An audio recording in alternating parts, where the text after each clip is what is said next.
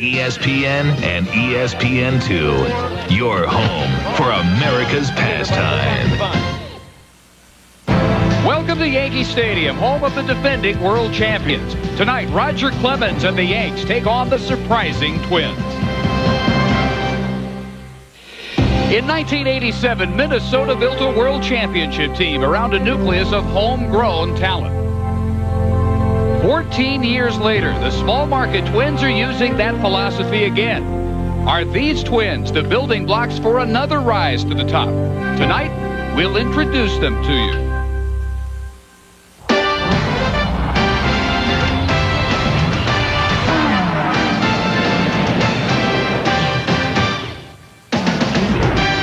Late arriving crowd making their way into Yankee Stadium on an absolutely perfect night in the Bronx. Sunny in the low 70s.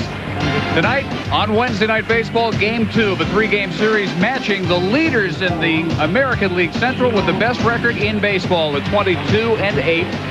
Just a game up on Cleveland, winners of 9 straight. Minnesota taking on a New York team playing far from its best, but still hanging into the AL East race. Just a game and a half behind the Red Sox and a half game behind second place Toronto. And welcome to New York, Dave Barnett and Rick Sutcliffe. How unexpected is this start by Minnesota? Well, since 1900, they are the second team ever to lose 90 games one year and turn around and win at least 22 of their first 30 the next year. And, Rick, they're doing it the old-fashioned way. They certainly are. They're hustling for one thing. In a day and age when not every pop-up or ground ball is run out, it is with Tom Kelly's Minnesota Twins. These guys know if they don't, they're coming out of that game, and they're going to sit for a while. They also do it with pitching. They have 4 solid starters. One of them, Joe May, is going tonight, and they do it with defense. Torrey Hunter in center field, Guzman and Rivas at second and short have as much range defensively as any team in baseball up the middle. And tonight, their young lineup taking on 38-year-old Roger Clemens, undefeated. He would like the ERA to get a little lower. He would. Last year, after 14 starts, he was 4-6. He had a chat with George Steinbrenner. Steinbrenner said, "You got to be the man." He went 8-0 in his next 14 starts. To be the man, he's got to pitch inside. He'll try to intimidate this young team tonight. Joe Mays will follow a terrific effort last night from Eric Milton, who shut out Jeter and the Yankees. As the Twins try to keep it going, they take on the 3-time defending champs. Next.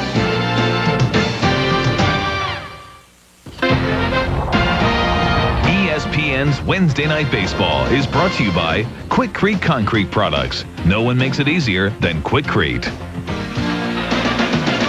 There are few places to experience spring like New York City, and one of those perfect days today with the sun just setting behind Yankee Stadium, and Tom Kelly in his 16th year managing the Twins, hoping for his 6th winning season, first since 1992.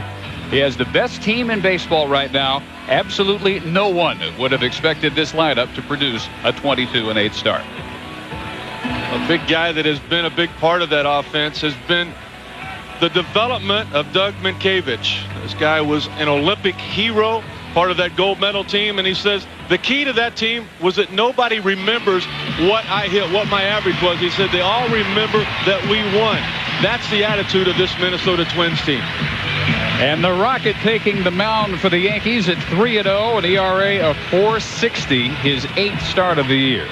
38 years of age for the Rocket. Still pretty good numbers, a perfect 3-0 record. His pitching hero, Nolan Ryan, won 93 games after he turned 38 years of age. That's one of the goals of the Rockets. One of the surprises about the Yankees is how poor they have been so far this year defensively. Amazing. Last night, Posada with a couple of errors. He dropped a pop fly that he's normally real good at. Knobloch has been tremendous. Joe Torre says he might get the best jump of any of our Yankee outfielders. And Soriano has been much better than expected. They knew he could play the outfield. They knew he could play shortstop. But how about this play last night at second base? There was a runner in scoring position. Not only gets to it, look at the soft hands to come up with it, and then that clock, the timing to know how long he has to get the throw to first on time. Only 4 errors so far this year, 32 errors by New York in 33 games. And on the other hand, the Twins playing terrific fundamental ball. And as Kelly explains, It is a way of life for them, and it's going to continue to be a way of life, not just in spring training. We stress the fundamentals. We practice them diligently in spring training, hope to make them second nature.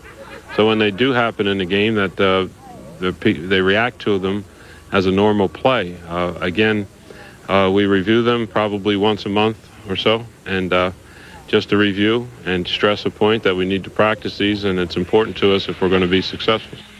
Now, we describe that as old school. Why is it? Why isn't that the course of business for every team?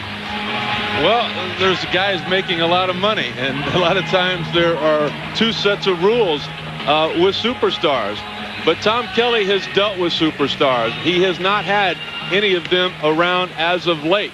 But he has a young ball club that believes in him. And, you know, I just think it's a real credit to what type of person he is for sticking around, you know, the last 10 years. It's been that long since he's had a postseason victory. Back in 91, Game 7 of the World Series, that exciting 10-inning 1-0 win over Atlanta. But Tom Kelly knew that it would be sweeter if he could get back to the playoffs as a Twin, and give him credit for sticking around to try to get that done. He may make it. Christian Guzman leading off, acquired in that Knobloch trade, which they have not forgotten in Minneapolis. And the people in Minneapolis who were giving Chuck such a hard time throwing the hot dogs and batteries and whatnot last week have not apparently checked the recent results of the people that Minnesota got for Chuck Knobloch. Guzman and Eric Milton especially. This guy right here has really been special for these Twins, particularly the last 2 years. 20 triples last year to lead the American League. He's already got 7 in just over a month this season. It's a career's worth for a lot of people. The 0-2 rides inside. Guzman at near 300, having hit in 19 of his last 23. Major area of improvement for him this year, getting on base. He had the lowest on-base percentage in the league last year. Under 300 leading off, and he's got it at 339 this year. Not this time, though, as he bounces one to Soriano. So again, he came over in 98 along with Milton, Brian Buchanan, utility man, and Daniel Mota for Chuck Knobloch, who had expressed a strong desire to go to a winning team, and it's worked out well for him with 3 championship rings. But it hasn't worked out badly for the Twins. One of those trades that has worked well both ways. Knobloch could not have helped the Twins get into the postseason the last 3 years. He was a big part of the offensive output here in New York. Luis Rivas going after the first pitch, and he skies it to Paul O'Neill in right, 2 quick outs. Recorded by Roger Clemens. Clemens actually moved up a day in the rotation. This was to have been a Ted Lilly start. They actually moved Andy Pettit up as well to finish the 3-game series with Minnesota. He will go tomorrow. So Joe Torre perhaps taking note of the start by Minnesota, going with Clemens and Pettit. Well, when you look at those numbers, why wouldn't you get him out there on the mound as soon as possible against this team?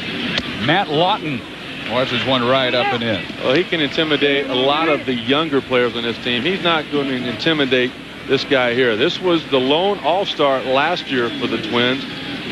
Lawton with some really good at-bats this year. He's the old man. He's 29 in his 7th year. Last year led the Twins in most categories, including average RBI, more walks than strikeouts.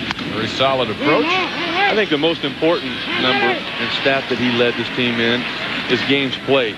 156 games last year. And when you've got a young ball club, you have to prove to them how important it is to go out there and play when you're not 100%. Tom Kelly knows that, so does Matt Lawton. This will slice toward the corner and just out of play for Knobloch. 2-2.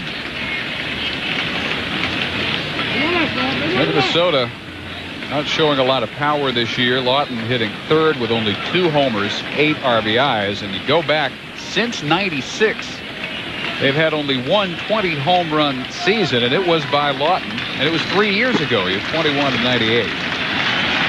Minnesota, a team proving you don't have to have the long ball to win big. That one hit a long way, though, to right field, and on the track, it'll be hauled in by O'Neill. So Clemens works a 1-2-3 first, and Knobloch leads off the Yankee first when we come back to the Bronx.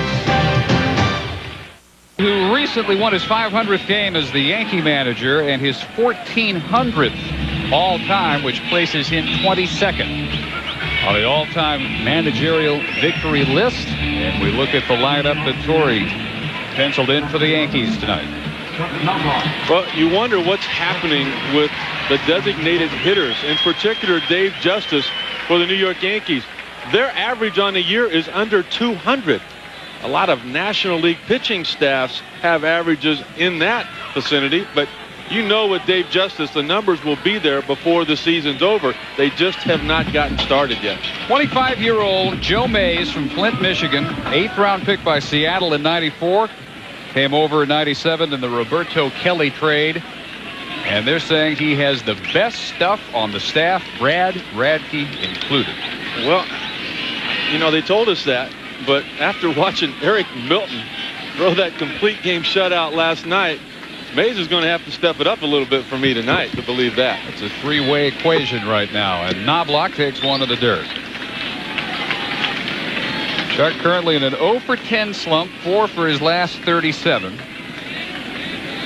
Has been in left field almost every day. He DH'd Sunday, and Justice played left against Baltimore. Knobloch 0 for 4 as the DH, and McClellan says that's over, 1-1. For his part of the fan debris incident last week, took it about as well as you could, considering he was the target and some of the things that were thrown verbally and otherwise at him in the Metrodome.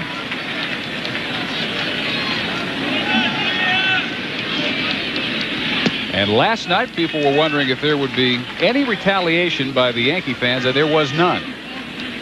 Tom Kelly had to go out to the left field stands to try and calm people down last week, and the Yankee fans last night were the picture of perfect comportment. They had no chance. Even if they wanted to retaliate, there was more security there last night than there were fans.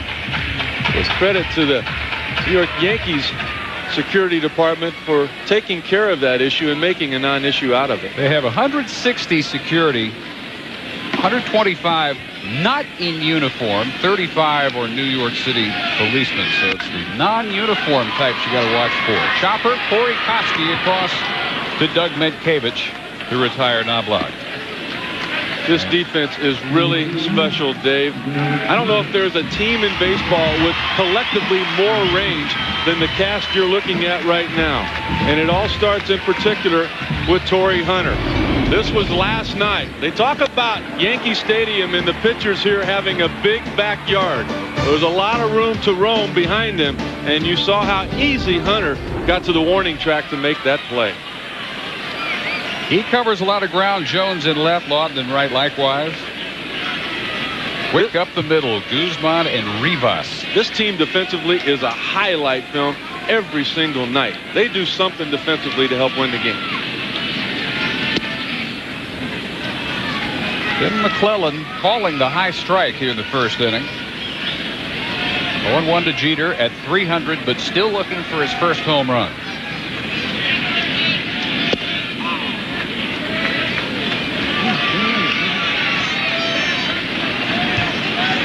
Another big matchup involving the AL East race. Seattle at Boston tonight. About to get an update from Bill Pito momentarily. 1-2 to Jeter. They'd be bothered all year, it's looking like, by the sore shoulder. Well, what a rough start for the MVP of the All-Star game last year, MVP of the World Series. He had a quadricep injury coming out of spring training. He still has a bad throwing shoulder, and he had to have an impacted wisdom tooth taken out during an off day a couple of weeks ago. So he has been less than 100% all year. That one too high, and 2-2. Joe May's key is getting ahead and not trying to be too fine. When he falls behind, that's when trouble happens. And now 3-2, and he hasn't been in much trouble. The ERA is 7th in the American League at 261. When you look at the numbers, you see the success is him getting ground balls and putting it in play. He got the count where he wanted it at 1-2, but he went for the strikeout on the 2-2 pitch to Jeter. He just needs to get another ground ball. Which happens on the 3-2 pitch, bobbled by Rivas, and he's not able to recover in time. Jeter beats it out. E4, let's check in with Bill Pito. All right, Dave, you were talking about Seattle and Boston. Here it is. Frank Castillo on the hill for the Red Sox, scoreless game. Brett Boone at the plate, third on the team, an average at 309. Troy O'Leary cannot make the play. 2 runs come in to score. And the Mariners out to the early 2-0 lead. Meanwhile, Game 7, NHL, the Leafs and the Devils over on ESPN2. Scoreless first period. That one just across the river. 4th error of the year by Rivas at second base as Jeter aboard with 1 out for Paul O'Neill. A week ago tonight, O'Neill rang up his 2,000th career hit. It came off LaTroy Hawkins.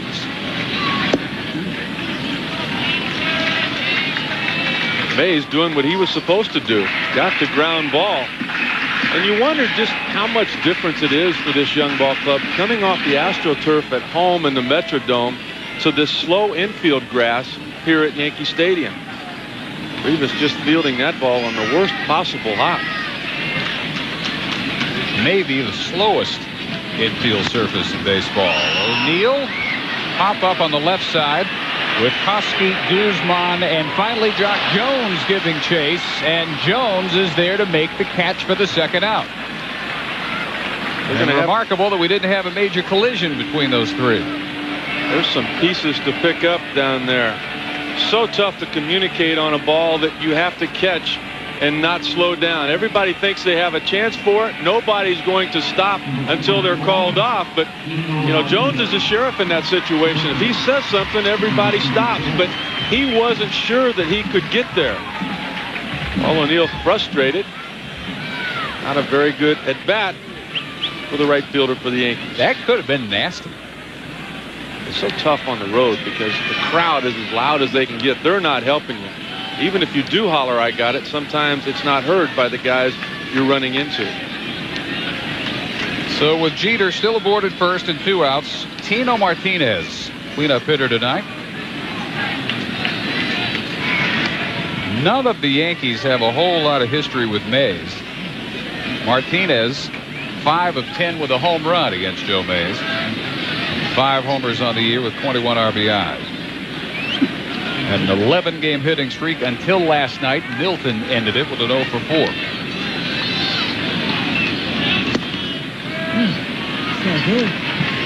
Joe Torre going against the book really for him. He doesn't like hitting O'Neill and Tino back-to-back. With them both being left-handed hitters, it helps a manager late in the game make a move to his left-handed reliever in the pen when you got them back-to-back. Normally there's a switch hitter mixed up between the 2.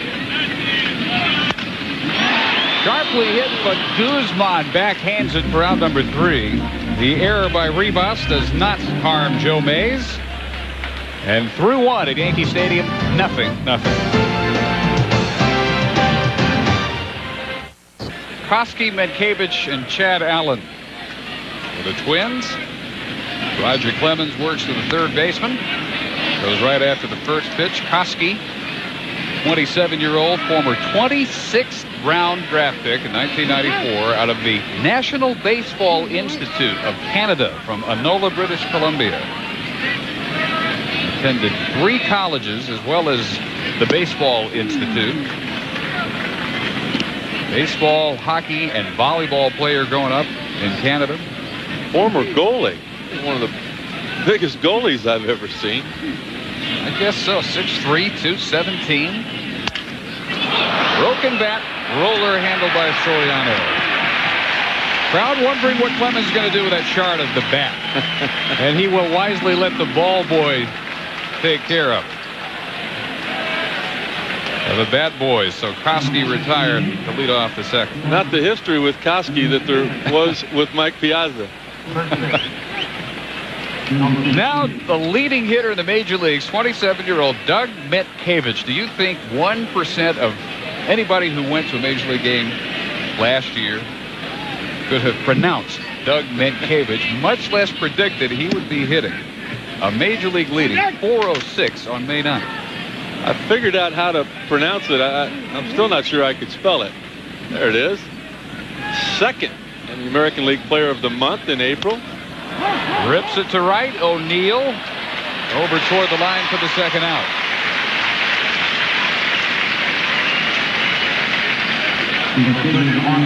Take a look at the swing of Mientkiewicz. Always an on-base type guy. Normally a line drive hitter, gap to gap. He's been expected to provide more power for Minnesota this year. It's got to come from somewhere. And they're hoping it's coming from the infield corners, which are Mientkiewicz and Koski. Chad Allen, the DH. And DH is an issue right now for Minnesota. David Ortiz out with a broken wrist, maybe another 5-6 weeks. So they go with Allen tonight in his third year. A former Texas A&M Aggie against the former Texas Longhorn Clemens. Allen ahead 2-0. Allen, one of the few guys with any kind of numbers at all against the Rocket. Allen 3 for 7 with a .429 average. Hard stuff up and in, 2-1. There's some really bad numbers for Minnesota coming into tonight's affair with the Rocket. Guzman 2 for 13. Rivas 0 hits. Lawton 3 for 29. Koski 1 for 13 now. And Mientkiewicz now 0 for 3.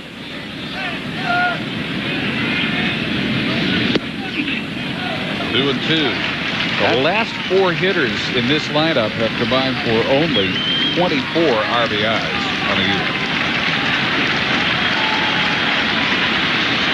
Only two of them by Allen, a nice DH. Swings at one in the dirt. And another 1-2-3 inning for Clemens. He's retired all 6 Twins so far. Bernie Williams set to lead things off in the Yankees second. Bernie Williams to lead off the bottom of the second for the Yankees, with the average down to 205 in an 0 for 11, 1 for 16 slump. His season has really not yet gotten on track. He skies this one to center, short center, Torrey Hunter. 1 pitch, 1 out. Let's check in on hockey with Bill Pito. All right, Dave, over on ESPN2, it's Game 7, the Leafs and the Devils. Steve Thomas, one-time Devil, now a member of Toronto, with the game scoreless in the first period. And on the power play, Steve Thomas, a shot and a goal. And Toronto, the early lead. It's 1-0, 7:48 to go in period number 1. And following us tonight, 10 Eastern, 7 Pacific, the Colorado Avalanche taking on the LA Kings. Game 7 of the Western Conference semifinals.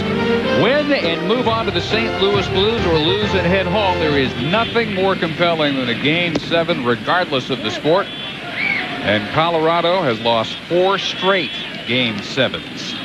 Got to end that streak tonight. David Justice with 1 out in the second. One of those nights where you pull that extra television out to the front room so that you got Game 7 here and you got the Rocket and these exciting Minnesota Twins right beside it. You're not lucky enough to have picture-in-picture as the next best thing. Justice, like Williams, hasn't really officially started his season. I'm sure he feels. .233 average, 6 for his last 47. He did have a 2 for 4 start in left field Sunday against Baltimore, and Torrey rested him last night, wanting him to build on it rather than go against the tough left-hander Milton. It looks to be a pretty good move because Milton just dominated this Yankee ball club last night. The most amazing thing for me about that was that he threw a complete game in just 107 pitches. That new high strike has affected these Yankees. Mays racking up his first strikeout of the night. This team was so strong the last couple of years with wearing down the starting pitcher. They would get deep into the pitch count. This was a pitch last year they might have gotten a piece of and fouled off and hoped that Mays would come back with another one more hittable. But this team is just not getting into the bullpen as often and as early as they were able to do the last couple of years. So with 2 out, another slumping Yankee. Catcher Jorge Posada, 5 for his last 35. Thing about Mays, you better get to him early. In his first 30 pitches, the opponent batting average is 300. From pitch 31 on, it dips to 168. It's a lot like that with a sinker ball type pitcher. You come out to start the game, you've got control of your fastball, your slider, your change, but you don't have control of your adrenaline. And you throw too hard. The harder you throw, the straighter it gets. Once he relaxes and settles in, there's more sinking action to it, as we're seeing now. Average overall against Mays is 186. That's second best in the American League. So Tom Kelly just generally sits back and watches Mays dazzle. He has not allowed more than 5 hits in any of his first 6 starts. Faced the Yankees a week ago and beat them 5-2. How about the opponent's batting average against this guy? He's second in the American League to Hideo Nomo. He has a better opponent's average than Pedro Martinez. And he works a 1-2-3 second, getting Posada to chop back to the mound. We're through 2 at Yankee Stadium. Clemens and Mays hooked up in a 0-0 duel. ESPN's Wednesday Night Baseball is brought to you by McDonald's. We love to see you smile. We move to the 3rd, 0-0. Bottom 3rd of the order for Minnesota against Roger Clemens, who has retired the first 6.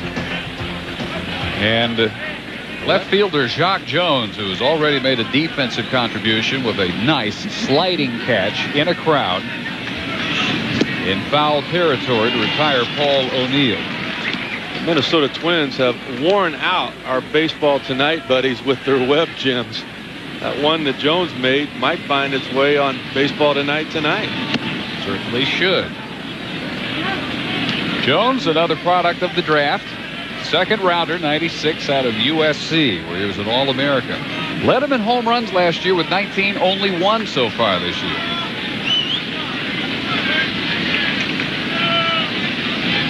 How about all of the fastballs in the first couple of innings? Followed by that split finger. Roger Clemens has changed. He used to be a fastball slider guy. That slider is his 3rd pitch now. He will throw the splitter even to right-handed hitters. Jones barely getting a piece of this, and he pops it right down the line to Martinez.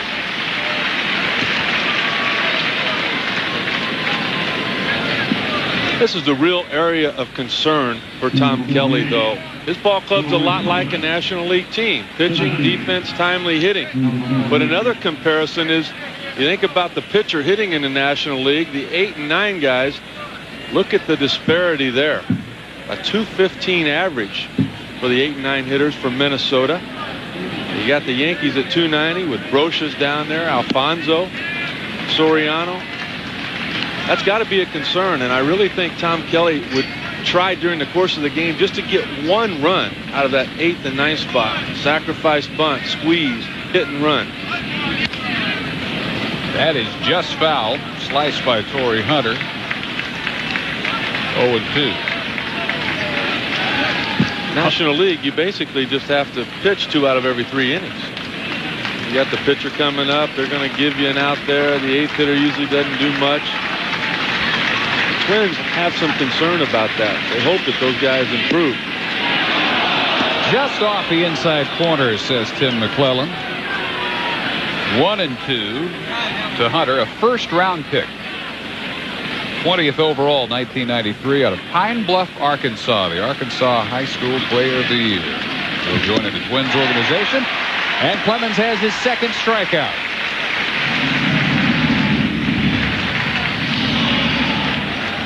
It's the splitter once again, really become the out pitch for the Rocket. And the problem with Torrey Hunter is what you saw right there, just pulling off of the pitches, trying to do too much. He knows better than anybody. His average is at 226. He's not driving in runs like they had hoped, and he's just trying to do too much right now. Right under the chin, and in fact, they're going to say that hit Tom Prince, first base runner allowed by Clemens. Let's check in with Bill Pito.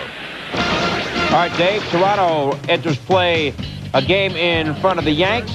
Blue Jays taking on Oakland. Jeremy Giambi, base hit, drives in the first run of the ball game. Terrence Long A's up 1-zip. Elsewhere, the Rangers and the Tigers, bases loaded for Texas. But Dave Malicki strikes out Doug Mirabella, and that is that. 1-zip Detroit, top of the third. First base runner allowed by Roger Clemens. A hit batter, raising Tom Prince up and in, and back to the top of the order, and Guzman. He's not only knocking down the young guys, he gets the old guy too. That has been the Rocket throughout his career. Not afraid to pitch in. Guzman popping it out of play. But do you really need that pitch to that batter, the number 9 hitter, Tom Prince? I mean, at some point you expect it, but Don Drysdale told me a long time ago, we'll take a look at the swing. After you pitch inside the second time around, look at him bailing out and just throwing the head of the bat at the baseball. You completely take the legs out from underneath the hitter. Don Drysdale told me a long time ago, you put an inch of fear in a man's heart and you own it. And that's what Clemens is trying to do the first time around. He wants to intimidate this young team if he can, and get him off the plate. The second time around, he'll just simply stay away. Just let him flip some fly balls out there to Knobloch and go through the second time during the lineup a lot easier than the first. 2-2 to Guzman. Well, none other than Bob Gibson paid Clemens the ultimate compliment last year about this time. Asked him, does anybody pitching today remind you of you? He said, Clemens. Wasted no time coming up with that answer. That's a huge compliment, as you well know. And hoping for K number 3. They don't get it, but Clemens does get another weak chopper to Martinez. So Prince, the first to reach. And neither the Twins nor the Yankees have managed a base hit so far. Joe Mays begins the third inning with a strike to Alfonso Soriano, batting 8th for the Yankees at .298. Rookie from San Pedro de Macorís in the Dominican Republic. The baseball factory, which has produced so much talent over the last couple of decades in particular. The 1-1 was low, but he chopped at it anyway, and it's 1-2. One thing that Soriano has proved beyond a shadow of a doubt is he does not want to walk to first base. He wants to get there. He wants to get it on his own. Pretty aggressive at everything he does. Swinging at the very first pitch he can reach. He gets on base. He's gone. He has walked once in the first 33 games. That pitch too far off the plate, even for Alfonso, and it's 2-2. I was laughing with Don Zimmer before the game, the bench coach for the Yankees. He said that they have a sign they give Soriano that says get a jump when he gets on base. Well, it might as well be a must steal because he's gone. There's Zim. The author, Don Zimmer. Noted author now. Yeah. He had a few years to unload, didn't he? Surprised they could get it all into one book. Well, as it's gone, there might be a second. You know there's enough stories there for another one. Mays, by the way, now past that 30-pitch mark, and the Yankees have not gotten to him. That is his second strikeout. Tom Kelly, talking about Mays, says he is learning the value of getting ahead in the count. I think more in tune to his job and what he needs to do to be successful. He has an understanding of that he needs to throw the ball over the plate. He can't be nibbling on the corners. He has to throw strikes, and once he's got that thought in his head to throw it over, then he pitches pretty good. But if he starts to wander and get out of the strike zone, then he has problems.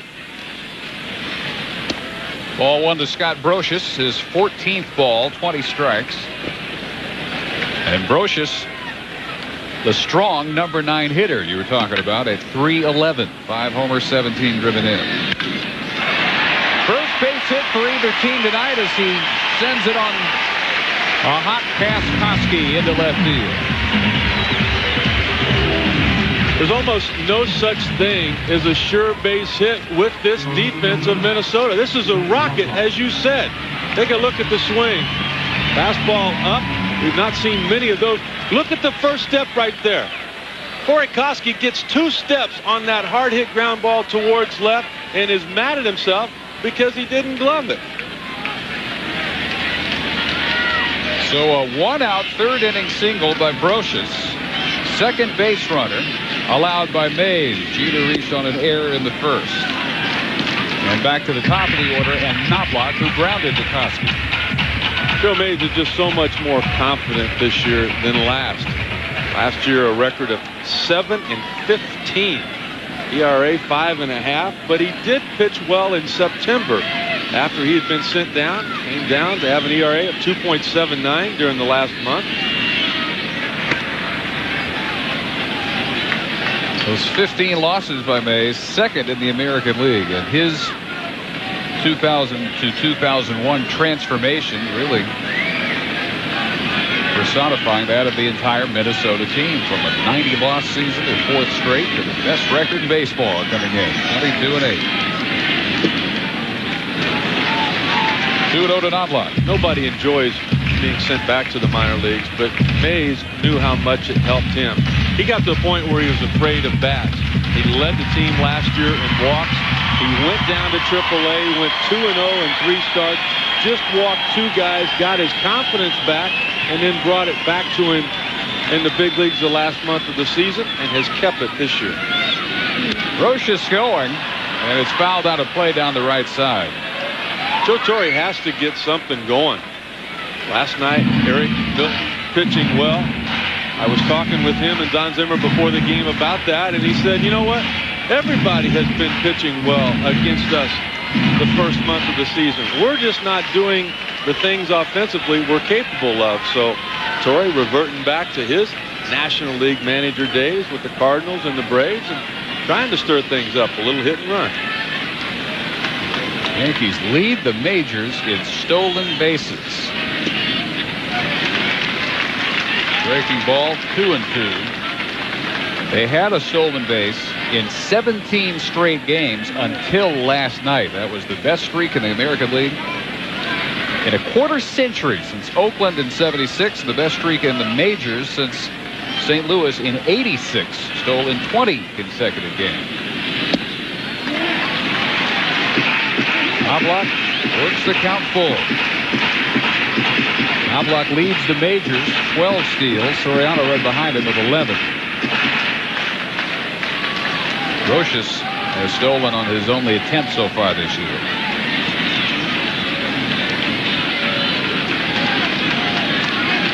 And going on the 3-2 chopper, which is backhanded by Koski, makes the long throw across in time to get Knobloch.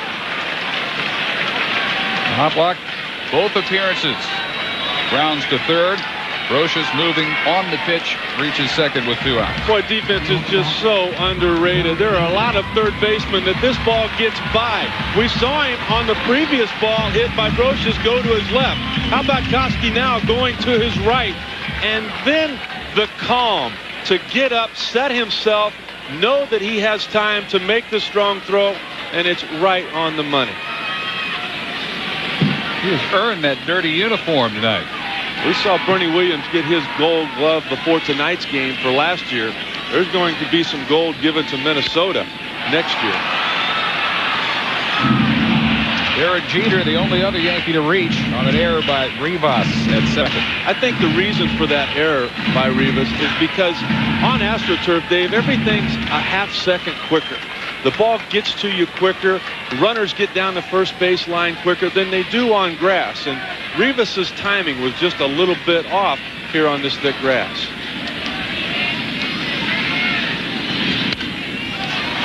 Again out of play, 0-2. But wouldn't the transition from turf to grass be a whole lot easier than the reverse transition? I think it's easier from grass to turf only because everything's a true hop. There's not any bad hops on AstroTurf unless you get around the base where the cutouts are. On dirt, you never know what you're going to get.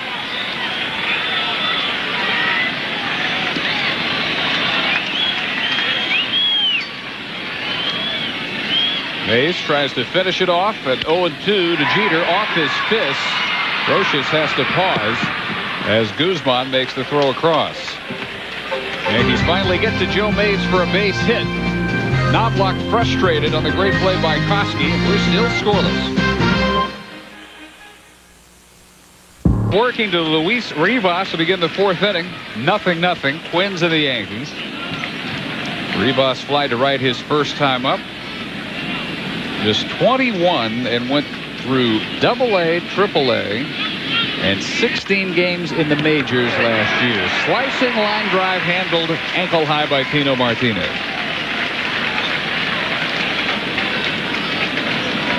First out in the fourth, bringing up Matt Lawton. This Twin roster built mostly from within, 14 draftees. 5 signed as free agents, 5 in trades, including Guzman, Milton from the Knobloch trade, and 1 picked up on waivers. So when your payroll has the limitations that the Twins work under, an opening day it was $24.3 million. $9 million less than the next lowest team in the American League, which was Oakland, and less than 1/4 that of the Yankees at just under $110 million. That's just foul. Sent toward the corner by Lawton. The Twins once again this year with the #1 pick in the June draft, and I think that's the one area that baseball needs to help teams like the Twins in. They have to be able to sign their #1 picks. You look back over the last 8 years, they have lost 2 of their #1 picks. One of them was Jason Varitek. The other was Travis Lee. How much better would this Twins team be if they could sign guys like that? I really think the Players Association has to work with the ownership and make it possible for smaller market teams to improve. Last year's #1 pick, right-handed pitcher Adam Johnson. You know, a terrific prospect, but by most team standards, he would have been like a 10th or 11th first-round pick instead of the #1. But he fit into the salary and payroll of the Twins. Sounds like a good idea. How likely would it be for the Players Association to help them out in that regard? Well, there's going to be some concessions this year. You know that. Lawton waves at strike 3. Third strikeout for Clemens, and let's check in with Bill Pito. All right, Dave, in Boston, Aaron Seeley, one-time Red Sox pitcher. Now, of course, with the Mariners, Chris Steins. Oh! Hit right in the head. Did walk off the field under his own power. Came out of the game. And the hockey game has gone to the intermission after the first period. Steve Thomas, the game's lone goal, 1-0 Toronto. I don't know how you ever get over what happened to Steins right there. Did you ever hit anybody that solidly? Oh, yeah. And it scares you just as much as it does them. You could see Steins just did not get turned quick enough. That's what that ear flap is for, to protect himself, and he was looking breaking ball too long. 0-2 to Corey Koski, grounded to second his first time. Seeley's got that big, slow curveball, and it'll start out in the same release point as that fastball in. And, you know, Steins is a guy that'll hang in there on that. He just did it a little bit too long. Fans wanting Clemens to finish him off for his 4th strikeout. 13th batter faced, and only Prince has reached, and it was one that grazed his shoulder just under his chin on the first pitch to the #9 hitter last inning. He strikes out 2 in the 4th, 4 so far through 4 hitless innings. The Rocket on top of his game in a 0-0 Minnesota Yankee battle at Yankee Stadium. Mays matching Roger Clemens almost pitch for pitch as he works into the bottom of the 4th. O'Neill, Martinez, and Williams for the Yankees, who have won 8 of their last 11 games. The only 3 losses, all to Minnesota, including 2-0 last night, the first of this 3-game set. O'Neill. Joe Torre talked about sweeping the Orioles in a 4-game series over the weekend, but he said we really didn't play that well.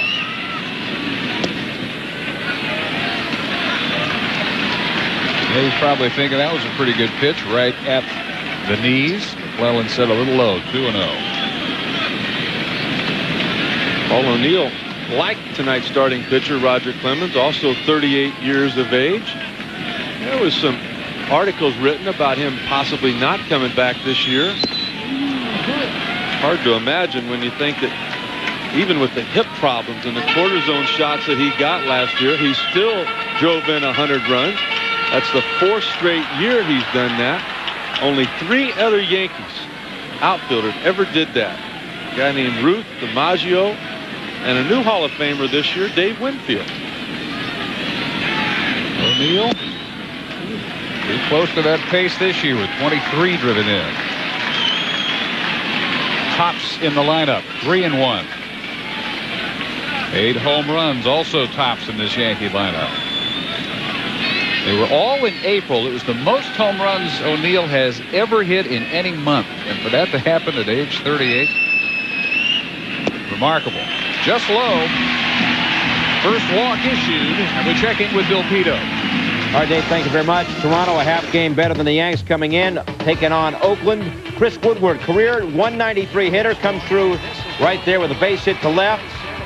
And that drives in a run, 2-2 in the bottom of the second. Sox and the Mariners. Al Martin up for Seattle. His team up 2-zip. Goes the other way. John Olerud, who was hit by Frank Castillo, comes in to score. Now 4-0 Seattle. So the Yankees a chance perhaps and play tonight just a half game out in the American League East, and for a team not feeling like they're on top of their game, even though they have won 8 of 11. Not a bad place to be. 19-14 coming in. The offense yet to really set sail. The pitching has carried them. They're second, just behind Boston in the American League team ERA and just ahead of Minnesota. One thing about this Yankee team, they've not played well. They've still won 19 games, and we all know they're going to play well before it's all over with. You would think Toronto or Boston would have pulled away by now, but not the case. Pretty well hit to center. Hunter trotting back and has it for the first out. Well, you compare these staffs, in one way they are totally incomparable, and that is in average salary. Radke has the big contract, but nobody else does yet for Minnesota. Radke's really the guy that sets the tone, too. You got to remember that 6-0 record is against everybody else's #1 starter as well. And Milton and Mays and Redmond, they can work against usually the #2, 3, and 4 starters of other teams, have more runs to work with, and have less pressure on them. What a nice luxury to have that guy as your #4 starter, Mike Mussina. Just beat his old team, Baltimore. Minnesota, though, with 3 of the top 7 ERAs in the American League coming into tonight. Mays at #7 at 261. Working on a one-hitter at the bottom of the 4th. Well, your heart has to go out to Bernie Williams and what he has gone through the first part of the year. Bernie told me last night, he said, "Son, I've played through my children being born during a ball game. I've played with my kids sick. I've played through every physical injury, legs, shoulders, backs. But with what's going on with his father, having been there for a couple of weeks, looking at the guy that you looked up to your whole life, struggle to breathe and to talk to you." When I talked to Joe Torre about Bernie Williams, he said right now there's just nobody home. He says, "Son, I can't focus on the ball game."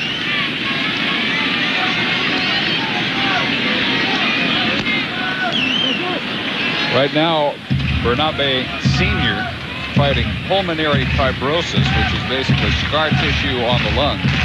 Better than he was this time a month ago. He was listed in grave condition, and Bernie went and missed 10 games to be by his side. But the last reports were that that crisis seemed to have passed, obviously enough to allow Bernie to return to the team. But as you said, there's probably never 10 minutes that go by at any point in the day where he's not thinking about that. And how about him out there in center field all by himself? You know that's constantly going through his mind.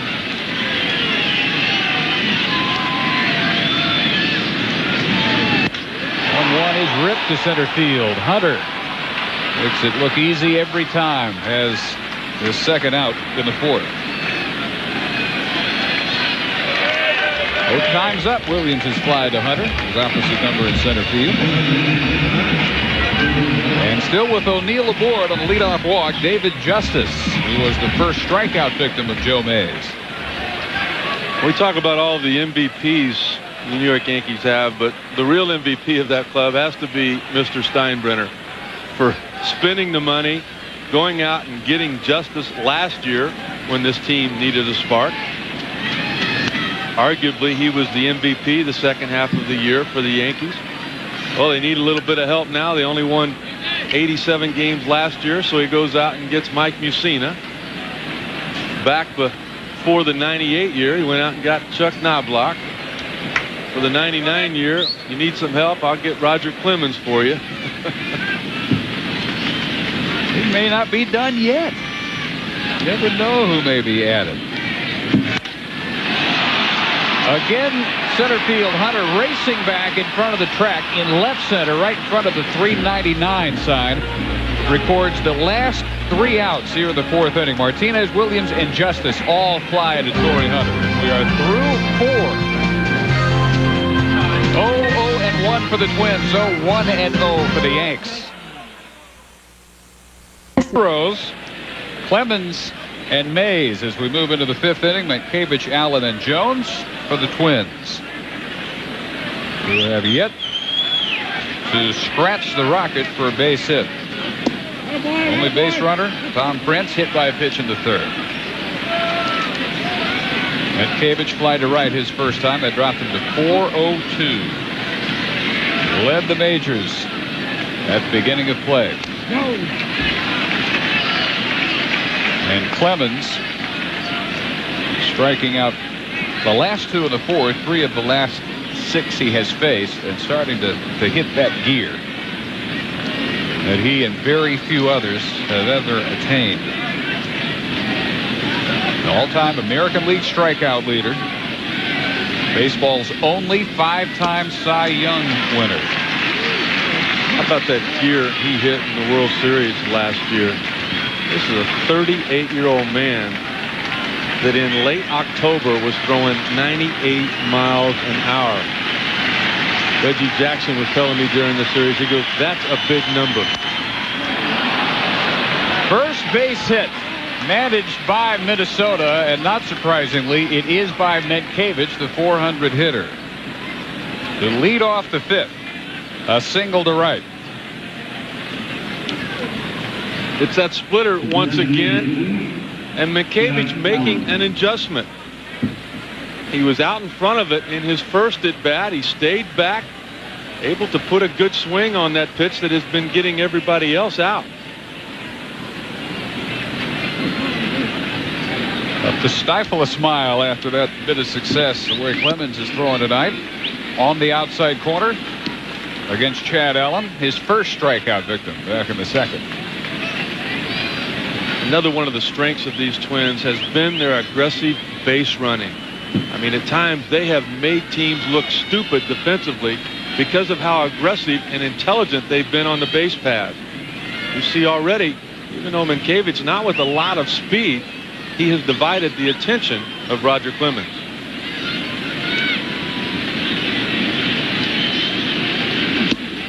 Well, a lot of the fundamental work that Tom Kelly discussed earlier that is ongoing, not just something they touch on in spring training.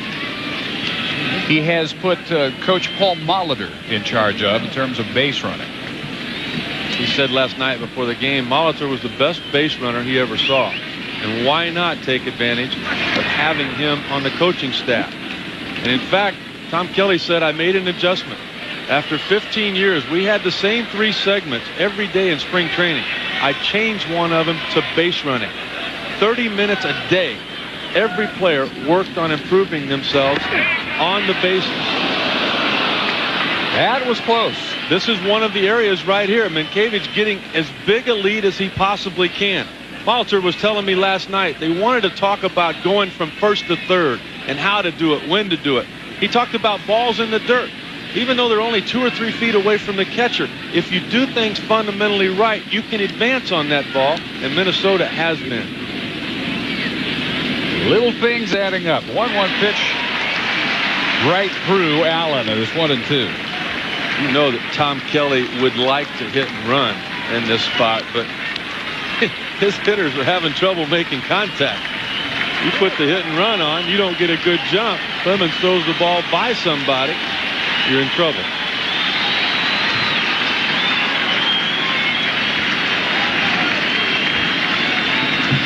Mientkiewicz staying put as Allen sprays one over the Yankee dugout. Another issue to consider tonight is the arm of Jorge Posada behind the plate. He has only thrown out 7 of 30 base runners, just 23%, and there's a shoulder problem that may harm his numbers all season long. To his credit, he tells Joe Torre and the coaching staff, the trainers, that he's fine, but others tell us that he's not. But you've got your option. You go get an MRI, they find some damage. Now what do? Well, you have surgery. Well, that's not an option right now. He wants to play.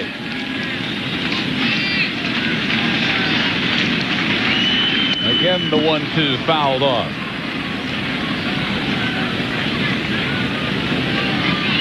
This is what base running will do when you can divide the pitcher's attention and make him think you might run. This is a 1-2 splitter, but look at the location of it. Clemens trying to hurry to get to home plate in case Mientkiewicz is off and running. Makes a mistake. That was a ball that Allen should have been able to put in play.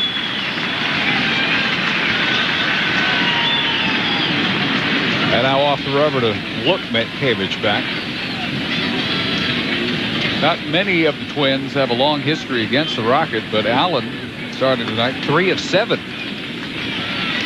Enough to earn him a start at DH.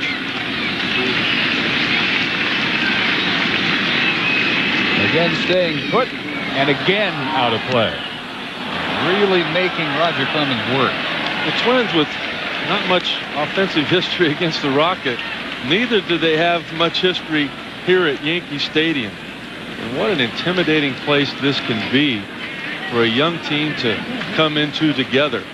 That's where you need guys like Paul Molitor around and their first base coach Jerry White to talk about how, you know what, this team is beatable. Keep doing the things you've been doing. 2-2.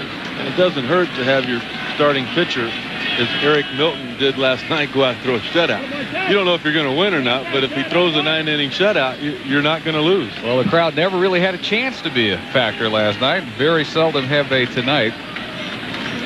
That shutout last night by Milton, first by a Twins pitcher, complete game shutout in 10 years here. Scott Erickson in '91, a World Championship year. The last to do it in New York. And now Clemens wanted to confer with Jorge Posada. In the past, you would have seen a slider here from Roger Clemens. He dominated right-handed hitters. He intimidated them. But now it's kind of reversed because of his split finger fastball getting better. It's more effective against left-handed hitters. And the numbers have just turned. Clemens coming into tonight's game, 226 average for left-handers with only 1 homer. On the other hand, right-handers hitting 270 against him, and they've hit 3 home runs. There's the slider. Allen lays off of it, runs the count full. That was incredible in the series for Clemens. You know, people have thrown 98 miles an hour in April and May. But for him to have over 200 innings during the regular season and reach that number that late in the year, well, remarkable. 8-inning, 2-hitter to win game 2 of the series against the Mets. Now the 3-2 to Allen, and again sprays it back over the screen.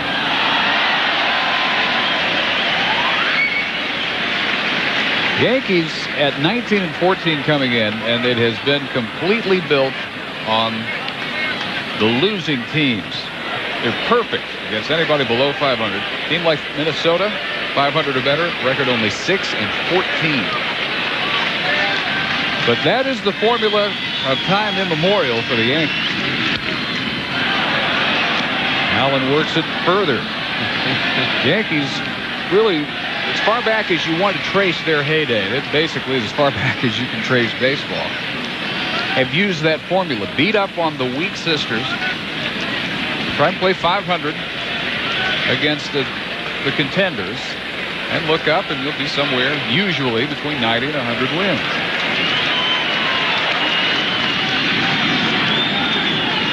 Another 3-2. That one may have been high, and Allen knows it. And let's check in quickly on hockey with Bill Pito. All right, Dave, over on ESPN2, it's Game 7, the Leafs and the Devils. Second period, New Jersey down 1. Alexander McGillney, Sergei Nemchinov, his first of the playoffs, 1-1, period number 2. Meanwhile, the Cubs and the Brewers, it's Samek Sosa. His 11th of the year, a bomb the other way. And it is now 1-0 solo shot, bottom 1. We talked last summer about Sammy Sosa being added to the Yankee roster.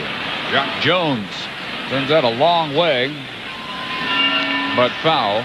0-1. So Chad Allen worked Roger Clemens several 3-2 pitches, and the last one up letter high. Might as well go ahead and break that thing. And he struck out both appearances tonight, 5 total for the Rockets. And he's mad at himself because both times he's struck out, it's been on a pitch out of the strike zone. Cavich going. Jones chops it foul, 0-2.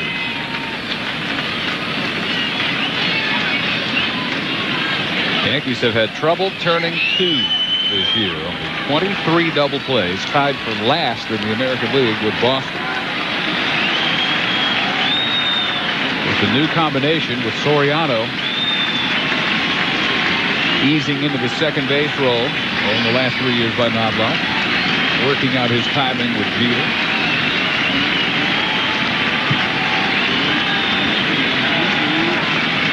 And Cavich stays, and the 0-2 is strikeout number 6.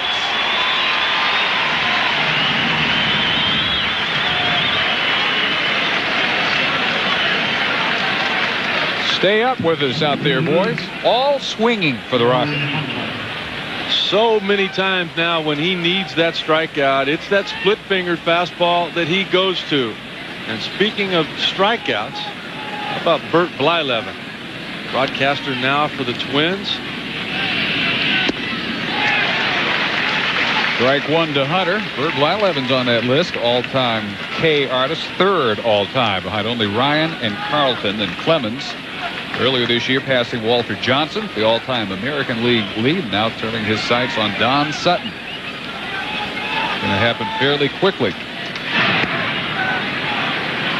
Blyleven did it completely differently, though, with maybe the best curveball baseball's ever seen. By far the best one I ever saw.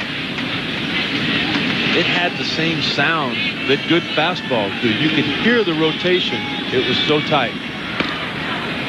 Come in about letter high, end up about your ankles. Just like we saw with Chris Stein, if you flinched on it, you were out. And if you stayed in there and it was a fastball up and in, you were in more trouble. Hunter, a strikeout victim his first time. 1-1. Now 0 for 12 lifetime against Clemens. Even though it doesn't look like they're going to score this inning, they got the leadoff guy on. The next 2 guys have not been able to advance him. This has still been a good inning because they have worked the pitch count against the Rockets. He went through the first 4 innings in just 44 pitches. That's a record for the Rockets. 1-2. And now thinks about striking out the side after Doug Mientkiewicz became the first Twin to get to him for a base hit to lead off this 5th inning.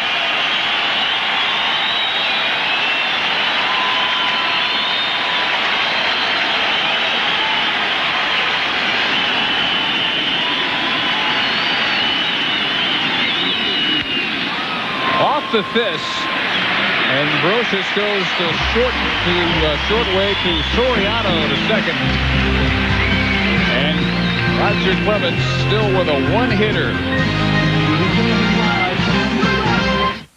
Like Roger Clemens working on a 1-hitter into the 5th inning, bottom 3rd of the Yankee order. Posada, Soriano, and Brocious. Posada bounced back to the mound his first time up. Now 5 for his last 36. It was just a 3 for 20 road trip. And the average has dropped down below 260. 257 for Jorge.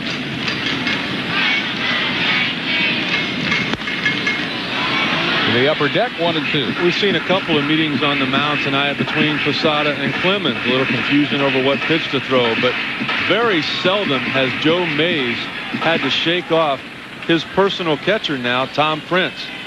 These two guys work out together in the offseason the last few years. Both of them living close to each other in Bradenton, Florida. And Mays was a guy the last couple of years that got afraid of bats, as they say. He started nibbling, missing off the corners. And Prince, being a veteran, has kind of taken charge of that control. He'll sit right down the middle and make Mays challenge hitters. Well, started ahead of Posada, now falls back to a full count. Prince is a guy who's handled some good staffs, good Dodger staffs especially. Well-traveled veteran. Toward the corner, Jones right in front of the foul pole hauls it in. He had absolutely no more room to work with. And that's twice tonight that Jones has gone right to the wall in foul ground. This actually may have been fair, and it was fair, and it was right on top of the pole. Back in the first inning, he made a play on Paul O'Neill that, had it gotten away from him, could have been an extra base hit and possibly a run.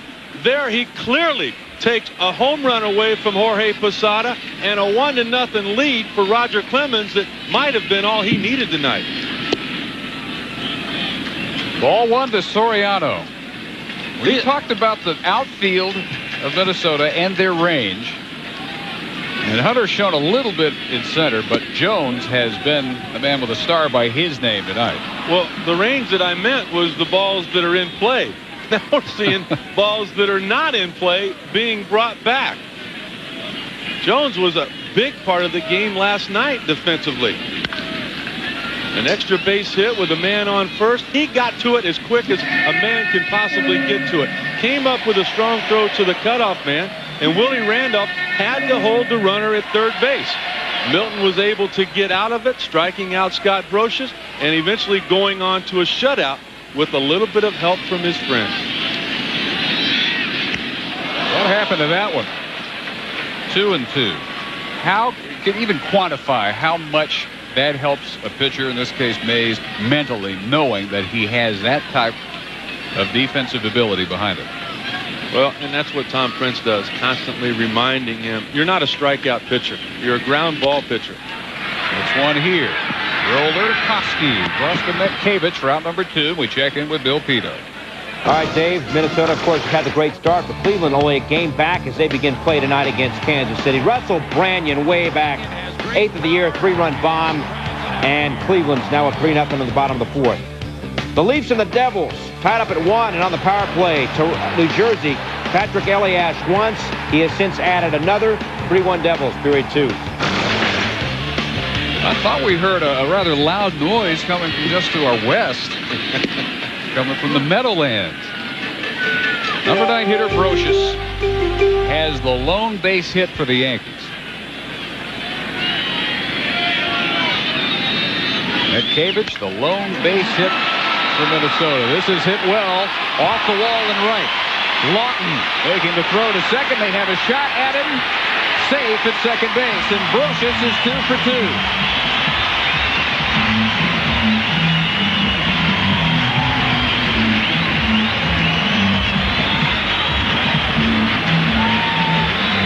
Lawton could have played this ball a little bit better. It's hit hard, but he gets turned around. Brocious, knowing with 2 outs, he needs to get into scoring position. A single will score him now with Chuck Knobloch coming up. But right here, he gets the ball perfectly. Now, if he gets the throw to second base on target, Brocious would have been out. But it was well up the line, and because of that, the inning continued. So he does make scoring position for Knobloch, who has twice grounded to third, and Mays starts him with one tucked right under the chin. I was a little bit surprised that Brocious didn't get knocked down. 2 outs and nobody on. Clemens has already hit your number 9 hitter. He's knocked everybody in the lineup down. You had to figure that it was coming at some point. Thought it might have come with 2 outs and nobody on.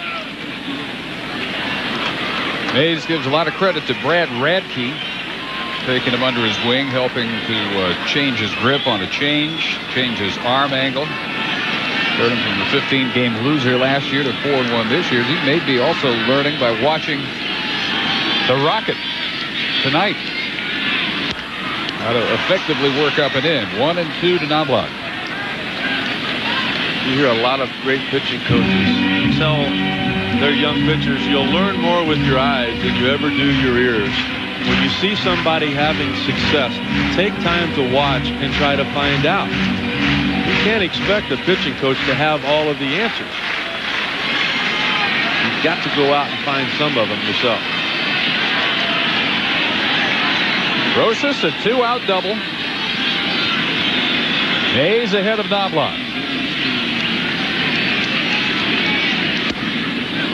Tried to come in and just missed at 91 miles an hour, about his top speed. We'll see if he gets any higher than that on the gun. And he kind of works against himself because he needs to be getting more action. Yeah. Harder he throws, less action he gets. With a 2-2 down the right side, and it will slice past the foul pole foul. Chuck Knobloch stands right on top of home plate, and he just dares you to throw a strike on the inner half. You make a mistake on the outer half, he'll wear you out. That's an outstanding pitch right there to most people, but with Knobloch's plate coverage, you're doing him a favor with anything on the outer half of the plate. He'll help you once in a while with that high fastball. A lot of 2-seamers tonight by Mays. Every now and then you got to go with that 4-seamer and elevate it. See if he can expand the zone. Right field, Lawton had him played perfectly. And Brocious with the 2-out double, still the only Yankee to get to Mays, thanks to the stellar defense in left by Jock Jones. And it's still 0-0.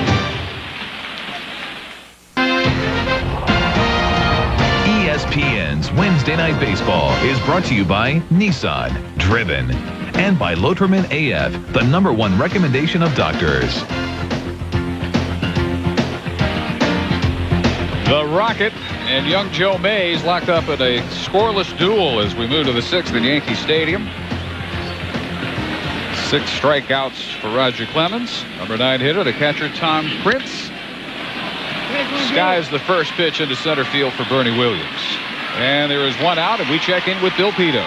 All right, Dave, Boston starting to heat up against Aaron Seeley. In the 4th, it's Manny Ramirez. And that one is over the monster. His 11th of the year. Boston within 3 at 4-1.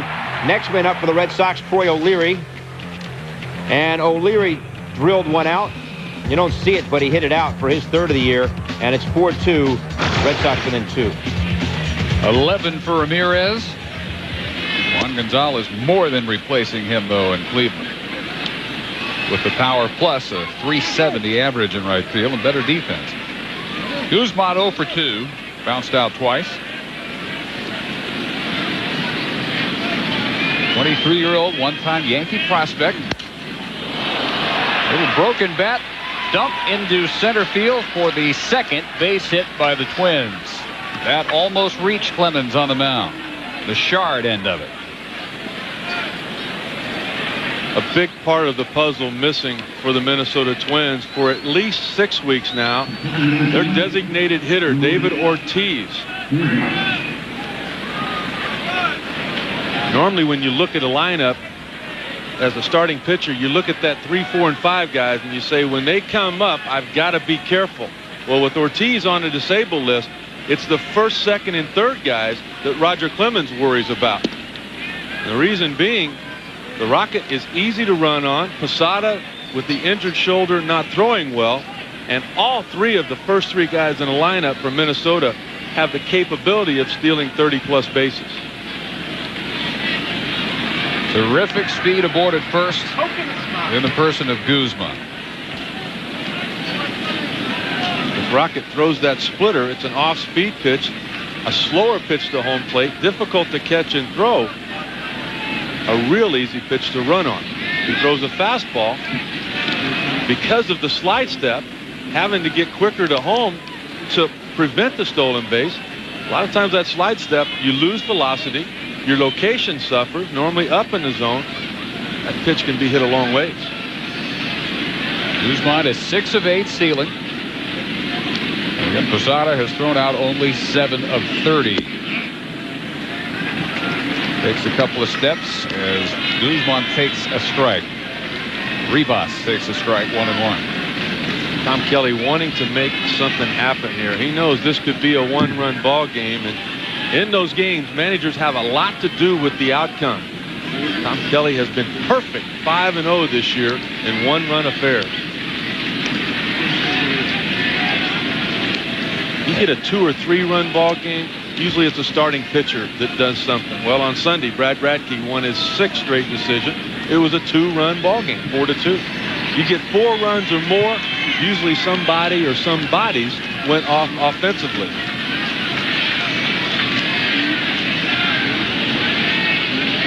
Guzman going as it's fouled into the mezzanine, 1-2. That's one of those base running situations that Paul Molitor stressed all spring. Rivas knows that if it's a fastball, he's got to protect his runner. It was a fastball. He had to swing the bat. If it was something off speed, take it. Take a chance he can get in the scoring position and you can do something. What a job Molitor has done with this young club. They learned to handle the bat 1/4 as well as Paul Molitor did. He'll be in a lot of postseasons. Guzman has earned Clemens' attention now. They'll send him back to the bag. Rocket with more throws to first than to home in this inning.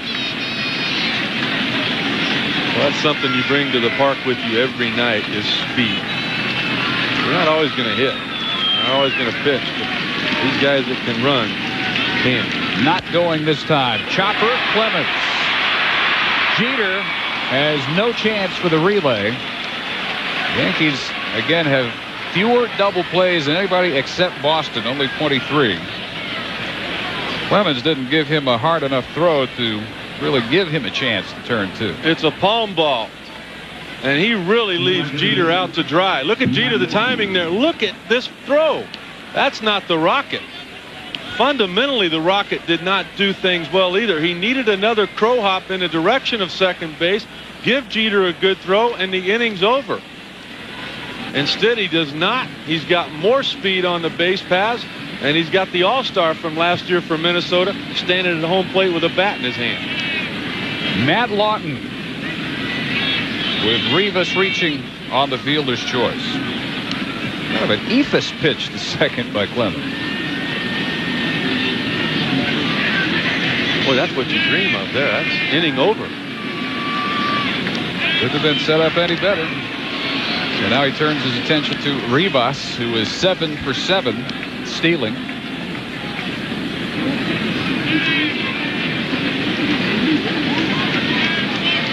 You know, I just get a feeling watching this conversation here that Clemens is telling him, all right, let's go with the fastball away. Make sure if Lawton hits it, he uses the big part of the park, going to the opposite field. And if I hear Tino Martinez holler, there he goes, you just cheat. Just get away from the strike zone. I'll leave it up and away. It'll be an easy ball for you to handle and maybe throw somebody out. It's kind of like, a pitch out that's not called for. And when guys work in sync and they've worked together for a while, as Clemens and Posada have, you can make that happen.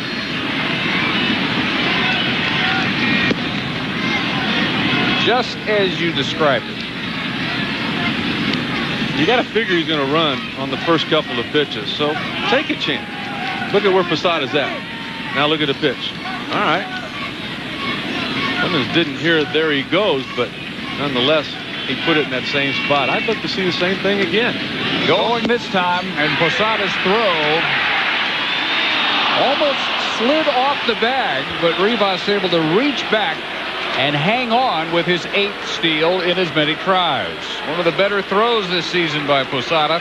Almost gets Rivas to end the inning. Yeah, but the base was stolen on Clemens. I mean, if you're going to go with the high fastball, you've got to eliminate the high leg kick. He went with the high leg kick. That gave Posada no chance, even with the perfect throw that he made.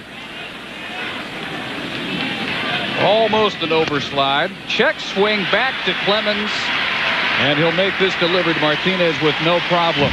So he works out of a potential problem in the 6th. Still matching the shutout with young Joe Mays at Yankee Stadium. Soto, the best record in ball because mostly their starting pitching has been superb. Ask the Yankees. Game and a half in this series. 14 scoreless innings by Eric Milton last night and Joe Mays tonight. He has a matching 2-hit shutout up against Roger Clemens, moving into the bottom of the 6th to face Jeter, O'Neill, and Martinez. Only Scott Brocious has reached him for a base hit, a single and a double. Jeter sends the first pitch rather deep to right. Lawton back, leaping up against the wall and makes another saving catch. Jones has done it in left, and now Lawton matches him against the right field wall. In the same breath that you talk about how great the pitching has been for Minnesota, you got to mention the defense. Look at this play right here. That's a leadoff triple. If he's not able to elevate, time it, and the fear factor, not being afraid of that wall. You know it's not going to give. You know it's going to be painful, but you know it's going to hurt a lot more if you don't make the play, and Roger Clemens has a 1-0 lead. Instead, it's Jeter hurting. After being robbed by Lawton, we've got an old-fashioned pitching and defense special tonight at Yankee Stadium. Great foul by O'Neill. You knew when the season started, one of these two teams was going to have 3 starters in the top 10 as far as the lowest ERA was concerned. But you thought it would be the Yankees. It's not. Brad Radke, 2nd in the league. Eric Milton, 3rd. Joe Mays, 7th, coming into tonight's game in ERA above any Yankee starter. You know what? I think Radke's 1st. I don't even count Pedro Martinez anymore. I mean, he doesn't count. There's the Pedro League and there's the American League.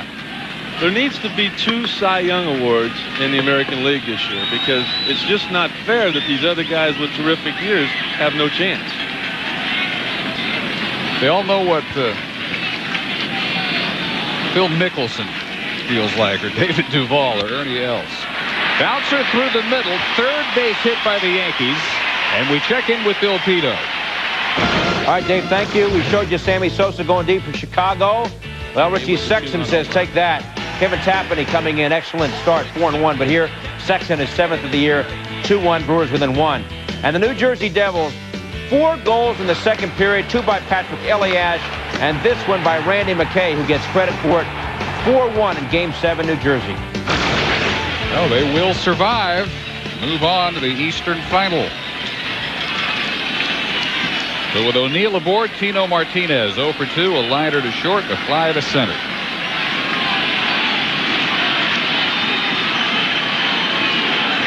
O'Neill dancing off first. He had a jump there. He had it, but he just stopped for some reason. O'Neill has stolen 5 bases in 6 tries this year. Off the outside corner, 2-0 to Tino Martinez. Joe Torre has always hesitated doing this, hitting O'Neill and Tino back to back. He knows he's at a disadvantage late in the game. A left-handed reliever comes in. He's not going to pinch hit for either one of those 2 guys, but he also knows they're the 2 guys swinging the best bat as far as middle of the lineup guys are concerned for his team. Yankees got their World Series trip to the White House Friday, and Paul O'Neill got to meet Treasury Secretary Paul O'Neill, who thanked him for his ability to get great tables in all the restaurants in New York City now. The name Paul O'Neill carries a lot of weight in Manhattan. That's always been something I admired about guys that played for the Yankees and succeeded. They have so many more distractions than any other team in baseball. They go to the White House. There's constantly celebrities in the clubhouse. The media requests, autograph requests that they go through. A 4-pitch walk to Martinez.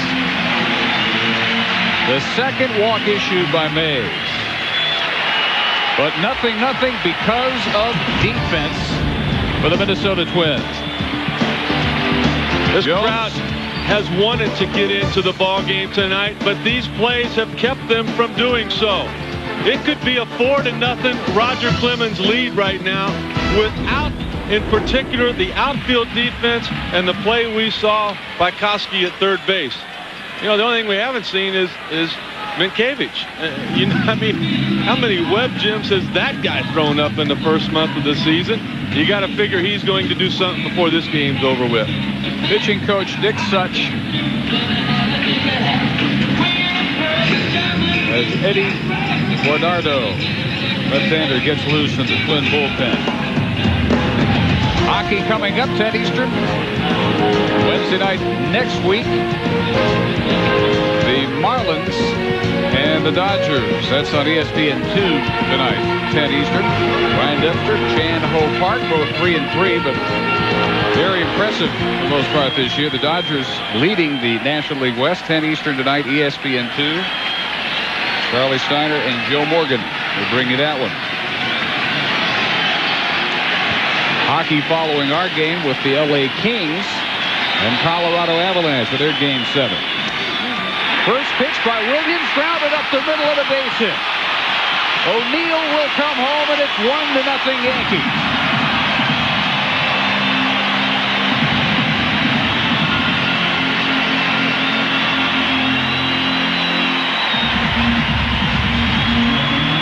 Bernie Williams struggling with a 205 average coming into tonight's game. Just barely over 200 in the month of May. Hitting under 200 from the left side of the plate.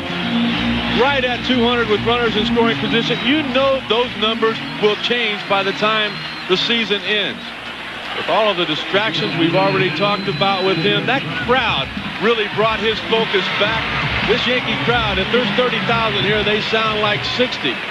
Bernie able to focus, put the ball in play, and this will be the end of the night for Joe Mays. Tom Kelly, who has made fewer moves than any major league manager this year, will make the pitching change in the bottom of the 6th inning. Joe Mays almost untouchable until 2 singles and a walk produced the first run of the game. And Bernie Williams ends at 0 for 13 with his 12th run batted in of the season. 1-0 Yankees. Defeated the Yankees 5-2 tonight. He leads trailing 1-0 in the 6th, having allowed just 4 hits, 2 walks, 2 strikeouts. 30-year-old Eddie Guardado, everyday Eddie, making his 10th appearance of the year. He enters with Bernie Williams on first, Tino Martinez on third, 1 out, a run in, and David Justice swings and misses. Guardado very effective against left-handed hitters. They've hit just .234 lifetime against him.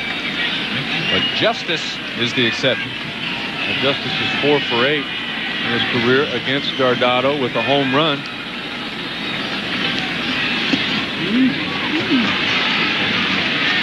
But the numbers, other than that, dictate this is the right move. We showed on the highlight package, it's not a one-run ball game without the defense that has been performed behind Joe Mays.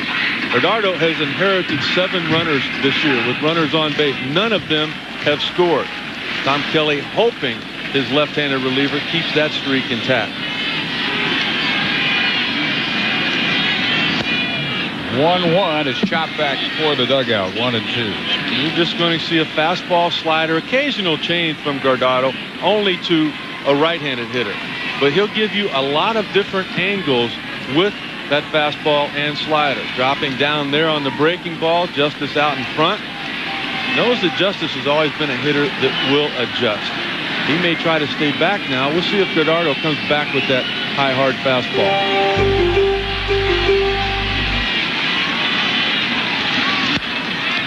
Toward the outside corner and foul to the upper deck. Final numbers for Mays in 5 1/3. 4 hits, strikes out 2 and walks 2, and throws only 85 pitches. But here in the 6th, Jeter sent Lawton crawling up the right field wall, robbed him of at least a double, then singles by O'Neill and Williams. Sandwiched in between was the walk to Martinez on 4 pitches. So he really lost all effectiveness. And on came Guardado. The 1-2, he got him swinging for out number 2. Tom Kelly's had 2 opportunities to manage World Series teams, and he's won both of them. He knows what he's doing. Take a look at the breaking ball there. Justice way out in front. After on the previous pitch, Guardado sped up his bat with the fastball. Tom Kelly saw that Joe Mays in the 4th inning retired all 3 guys on fly balls. In the 5th inning, only 1 guy hit the ball on the ground. That's not Joe Mays' strength. When he's on, he's getting a lot of ground balls. And even though the score dictates he pitched well, deep down it was not the typical Joe Mays we saw the first month of the season. Still has not allowed more than 5 hits in any of his 7 starts this year. That remarkable stat still in play. Way outside of Posada, 0 for 2. Will bounce back to the mound and a fly to left. Now in a 5 for 37 slump. Eddie Guardado, Everyday Eddie. That's the nickname he has earned. Only Jim Cott and Rick Aguilera have more career appearances among Twins pitchers. He's not that far. This is his 448. Cott is next at 468. And Aguilera, the all-time leader, at 490. And Cott watching in the Yankee broadcast booth as Guardado continues chasing him on that list. Mitkevich gloves it. No further damage in the 6th, but the Yankees finally get to Mays for a run, and that may be the only one they need behind Roger Clemens tonight. On to the 7th, and Roger Clemens takes the hill, still working on a 2-hit shutout. He faces 4, 5, and 6 hitters in the Minnesota lineup. Corey Koski, the 3rd baseman, who is 0 for 2 with a ground out and a strikeout. Then Mitkevich and the DH Chad Allen. They were at full strength. This is an inning where he would have to deal with the big bat of injured DH David Ortiz. This is really the ball game here for Roger Clemens. He needs 6 outs because he knows in the 9th inning the ball will be handed over to Mariano Rivera, normally Mr. Automatic. Well, these 3 outs here in the top of the 7th are a lot tougher, as the numbers have indicated, than what it will be in the top of the 8th when you get to the 8-9 hitters of the Minnesota Twins. 400 hitter on deck. Clemens finds the outside corner. It evens it at 2-2. Clemens is just so smart. He sees that Koski was laying off the splitter down and away. So Clemens simply readjusts. You're going to stay off that off-speed pitch. You can't catch up with my heater. Weak ground ball to Soriano, and there is 1 out in the 7th. Twins will have to do for at least another 5 weeks or so without David Ortiz because of a broken wrist suffered against Kansas City last week. Well, people will tell you not to slide head first, but you could see the catcher blocking the play there. Ortiz had to. He broke his hand, but he didn't know it. That's the very next at bat. He hits a home run. And then we take a look at him before tonight's ball game with that cast. It's going to be there for 6 to 8 weeks. Now, how in the world do you hit a home run with a broken wrist? Well, this happened last night, too. And while they clean that up, let's check in with Bill Pito. All right, Dave, thank you very much. Jeff Bagwell, watch this. I mean, he's crouched and he's focused and he has hit a monstrous bomb. Whoa, baby. His 10th of the year, 3-run shot, throws up 3-2, bottom 3. halfway back to the Astrodome. Speaking of Bagwell and the Astros, Sunday we head to Cincinnati for Sunday Night Baseball, and it'll be Houston taking on Deion Sanders and the Cincinnati Reds. This game also available in Spanish on ESPN Deportes. Call your cable operator or your satellite provider to find out how to get ESPN Deportes in your area. 8 Eastern, 5 Pacific. Bagwell making another run at another MVP award this year. Had a great conversation Friday night with Deion Sanders, talking about the passion that he gained back playing in the minor leagues the first month of the season. A lot like Michael Jordan. Michael had lost his passion for basketball. Plays Double-A baseball and sees how important and how much it meant to those kids to play that game. Got his passion back and went on to more championships with the Bulls.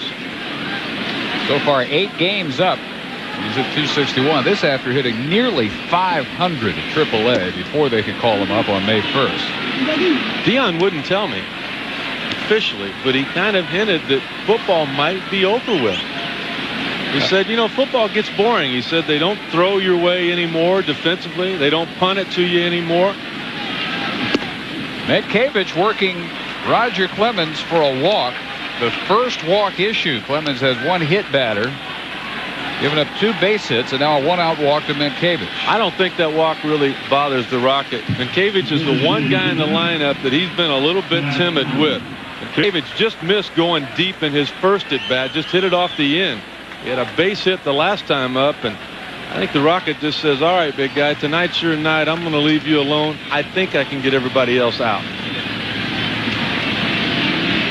Chad Allen has struck out twice. One more note on the Deion story. Story today from the Redskins camp. They may well cut Deion Sanders, who is talking about playing the entire baseball season before camp begins. So the football career may have come to an end, at least for this year. He said he's having as much fun right now playing baseball as he's ever had in any career.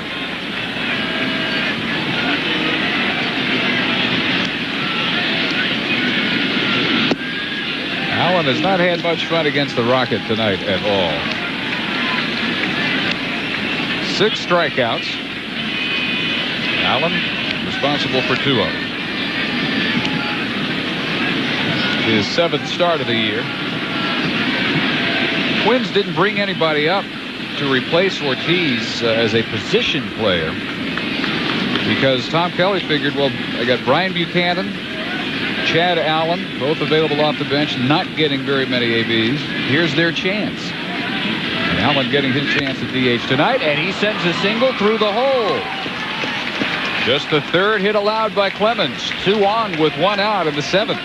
Even though Allen struck out in his last at bat against the Rocket, it was about a 10-pitch at bat where he saw everything. Saw the slider, the splitter, the fastball. Finally, he gets a splitter that he can handle, stays back on it. The Rocket's lucky that he wasn't able to elevate that, because that was a rocket off the bat of Chad Allen.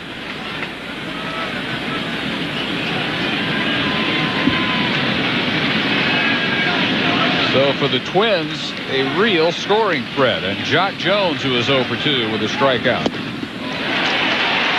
Ripped into that one at 95 miles an hour and missed it. No matter what he does offensively, he has done his part with the glove tonight. 2 of the best plays you'll ever see. Infield hoping to turn 2. 0-2 to Jones. First stellar play, had to really concentrate with both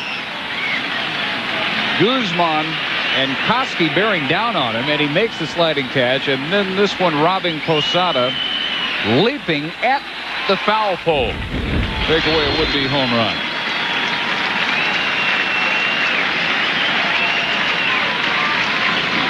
The 0-2, what was wrong with that? Tim McClellan looked to be right over at the knees at 98 miles an hour. I honestly think it was the way that Posada caught it. Look at him sitting away. He takes it almost off the plate rather than holding it right down the middle for McClellan to get a good look at. I know it's not supposed to have anything to do with the catcher. It's where the baseball crosses the plate. But it looked like him taking it away from the strike zone was the reason McClellan kind of flinched on that call. Well, his nastiest pitch of the night, a ball, and this one just barely chopped foul. 98 on that previous pitch. He's always had the ability to do that when he looks behind him and there's a runner in scoring position. Right when you thought you were getting to him, now we've got him timed, he kicks it into another gear and gets out of trouble.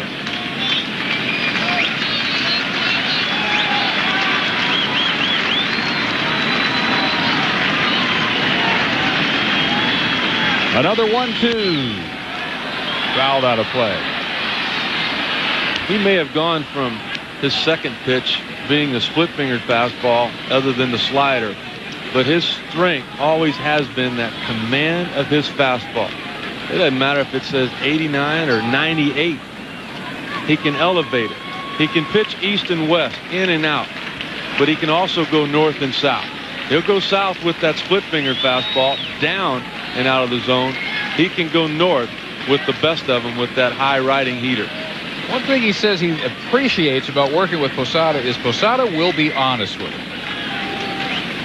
He doesn't have the usual stuff Posada will tell him. He'll come out early on and say, we're going to struggle tonight. Obviously didn't have to tell him that tonight. He has been all over his tip-top game. The 1-2. Jones, like Allen in his at-bat the fifth inning. Staying alive, making Clemens work. When Jones is right, and he got right last year 19 times when he hit the ball out of the park to lead this ball club in home run, he's using the opposite field, going to left field, left center, trying to pull everything in this at-bat. 7 strikeouts to Del Pito. All right, Dave. Manny Ramirez continues to earn the big bucks. Earlier in the game, had a home run, his 11th of the year, and here with his team down 4-2, base hit. Here comes Carl Everett. That chases Aaron Seeley from the game, and the Sox are within 1 at 4-3. And after the Yankees game, it's Felix Potvin of the Kings taking on Colorado, Game 7 of the Western Conference semis. And the Avs trying to end that 4-game losing streak in Game 7. Torrey Hunter fouls one back. All 7 strikeouts by Clemens have gotten the Twins swinging. Good hitters with runners in scoring position have the ability to slow things down. Right now, Jock Jones and Torrey Hunter just don't have the ability to do that. And the veteran Roger Clemens just taking advantage of it. Third time this inning, he's at 98 miles an hour. Nobody up in the Yankee bullpen. Even with 2 guys on, here you are in the 7th inning. Joe Torre knows that right now, Roger Clemens, even though he maybe, physically he's at 70 or 80%, he's still better than anything out there. 1-2.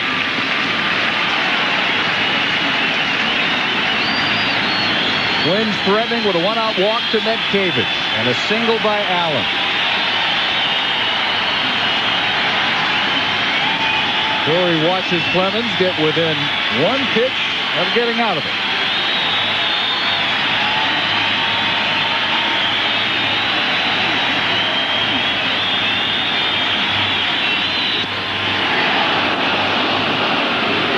Just outside. Dropped down with that fastball, trying to give Hunter a different look. Took a little bit off, too. Did you see that one? I did notice. Down to 97. Yeah. The off speed.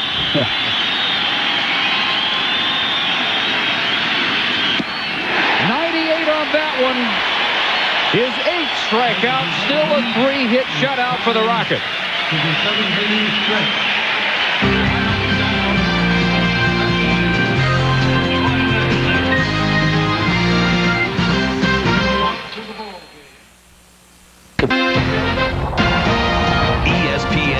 Wednesday Night Baseball is brought to you by Cooper Tires. A lot of mileage for the money. Cooper Tires. Drive on. And by 1-800-CALL-ATT for collect calls. Few dozen blocks south of the Empire State Building. We are in the Bronx Yankee Stadium on a perfect spring night and a perfect pitching and defense duel between the Yankees and the Twins. 1-0 behind Roger Clemens, 3-hitter. Joe Mays departed last inning, having allowed just 4 hits and 5 1/3. Eddie Guardado now on to work to Soriano, Brocious, and Knobloch in the Yankee 7th. Starting to see more games like this return to baseball. A lot fewer of the 12-10 contests that we've grown really too accustomed to the last several years. You think that high strike? Not so much tonight, the actual call of the high strike, but maybe the idea planted in the hitter's head. Go up there hacking, because you never know what's going to be called a strike. I think that might have been a setup piece in spring training by the umpires. But the point was, to the younger umpires in particular, let's expand that zone a little bit. Let's get those right arms ready to go. We've gotten the offense that the fans wanted, but now the games are too long, and we as umpires can do something about that. You just see those right arms ready to go with most of the umpires in the game today. Surprising thing is they've only shortened the average game time by 3 minutes. The scoring markedly down, strikeouts up, walks down, home runs markedly down. Well, the game was going to the point where some long-standing records, a lot of them set right here in Yankee Stadium, we're going to be under assault by really a different style of baseball than that which was being played while they were set. Maybe that trend has now been brought under control. Well, I promise you one thing, that the pitching hadn't changed that much. It's just that the umpires are calling, they're assuming the pitcher's trying to throw a strike, and they're ready to make that call. Ball at 2-2 is outside, 3-2 after Guardado started out getting ahead of Alfonso Soriano. The crowd is almost as excited here as they were with Clemens striking everybody out. There's a chance Soriano might walk for the second time this year. Nope, not yet. He did. Just can't bear to look at ball 4. That was ball 4. That was the second walk of the year for Soriano. He just happened to swing the bat at it. Take a look at it. Ball 4. You're on base. If you just leave the bat on your shoulder. Might have been as well. Sent back to the upper deck. This kid's a little bit different, though, than most middle infielders that you want to get on base and run. He has got tremendous potential. They knew he could hit for a long time. Joe Torre says he'll struggle a little bit with his plate discipline the first half of the year, but he might play like an all-star the second half. Again, 3-2, and finally at 90 miles an hour, he strikes out for the second time tonight. Coming up tonight at 10 and again at midnight Eastern on ESPN News. Baseball tonight. Aaron Seeley was looking to join Brad Radke at 6-0. Mariners Red Sox highlights from Boston. Rick Reed and the Mets battling their former teammate Mike Hampton and the Rockies in Denver. Ryan Kenny and Dave Campbell later tonight on ESPN News. Baseball tonight. Must viewing for every baseball fan. Scott Brocious was the Yankee that Joe Mays simply could not solve. A single and a double. For a long time, they were the only Yankee hits until the O'Neill and Williams singles in the 6th. You want to be a catcher? Nope. That hurts. I'm telling you. How about 15 years of that? Tom Prince can tell you all about it.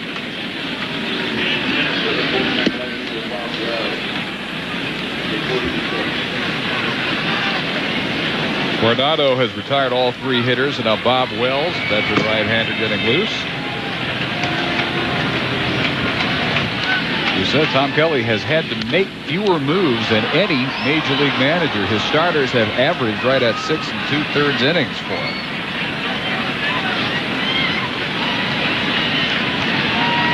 That's so important to a bullpen, for the starters to be out there that long. Not only to be able to use them and mix and match right-handers and left-handers in the early part of the season, but that pen should stay strong all year for Tom Kelly. Another strikeout, 3 and 4 batters face for Guardado.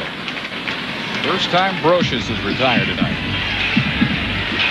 Brocious had a good night offensively going for him until he faced the left-hander, and just not able to catch up with that inside fastball, nor was Soriano, the previous hitter.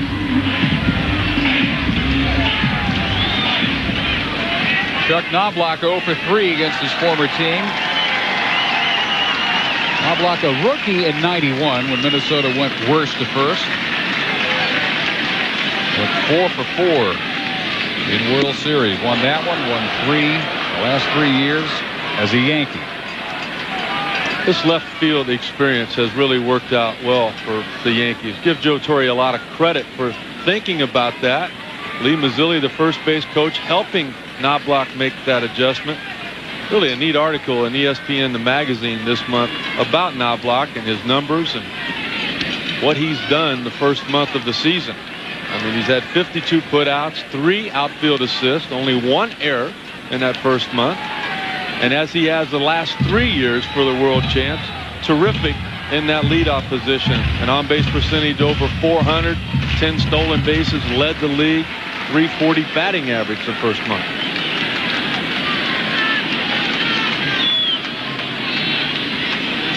Smoother transition than just about anybody could have expected. I spent half the day reading the magazine today. An article about Tom Kelly after a win against the White Sox, having a team meeting on the field because fundamentally there were some mistakes made and he wanted to correct it right there. 2 and 2. That's sprayed in a hurry about 8 rows deep. I don't know if I've ever seen that. On the field? On the field. No, I haven't. After a win. Well, you got to clamp down. As soon as you see anything starting a bad trend, Tom Kelly has his team playing better baseball than any, being paid less than any in the American League. There is a reason. 3 and 2. Only team since 1900 that has followed a 90-loss year with at least 22 wins in its first 30 games the next year was the Phillies of '93. That team made it to the World Series.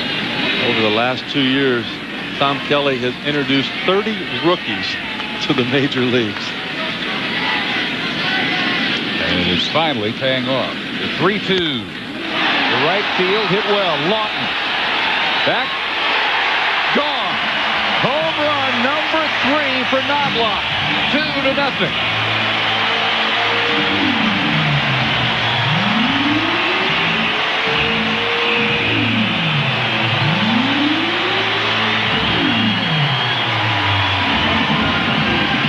Guardado woke him up with that fastball up and in. Knobloch looked back to home plate umpire Tim McClellan as if to say, hey, something was meant there. He's not that wild. Well, he got more aggressive. You could see it in his face. A bigger swing, even with the count 3 and 2. He wasn't thinking a base hit somewhere. He was thinking extra base hits and just enough to clear the fence. And just enough to really change the tenor of this game now, with the Twins down to their last 6 outs. Out to play off the bat of Jeter, and probably one more inning of Clemens, and then maybe in the 9th, Rivera. Well, you know Tom Kelly's second-guessing himself right now. He had the right-hander Wells up and ready in the bullpen. You get back to the top of the lineup, there's 2 right-handed hitters waiting on you. And yet he decided to stick with Guardado because, well, he had struck out the first 2 right-handed hitters he faced in this inning. But those guys hit 8th and 9th. These guys hit at the top of the order, and there's a reason for that. I think the right-hander Wells' night is probably over with as far as this inning concerned. There's two left-handers coming up after Derek Jeter. And Wells out of the bullpen has stopped throwing and is watching Guardado try to finish off Jeter at 0-2. Knobloch with home run number 3. Ending an 0 for 13 slump, 4 for 40 before that one just did clear the wall and right.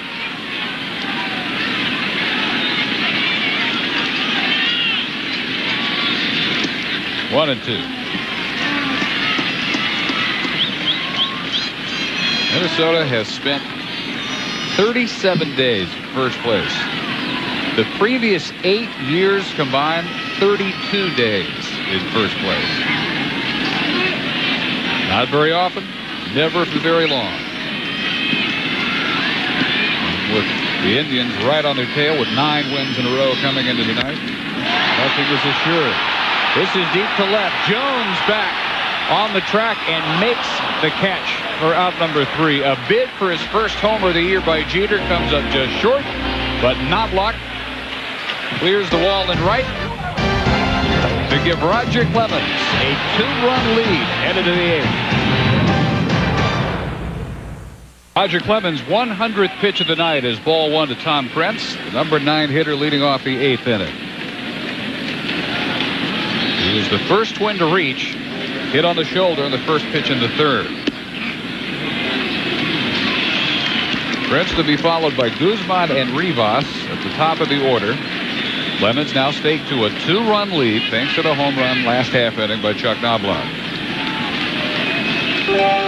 Those 3 homers this year by Prince tie his career highs set at 97 with the Dodgers. He'd hit only 2 the last 3 years. He hit one his first at bat as a Twin, April 6th against Kansas City. And has continued to muscle up. I'd love to see that here at 2-1. Couldn't hold off.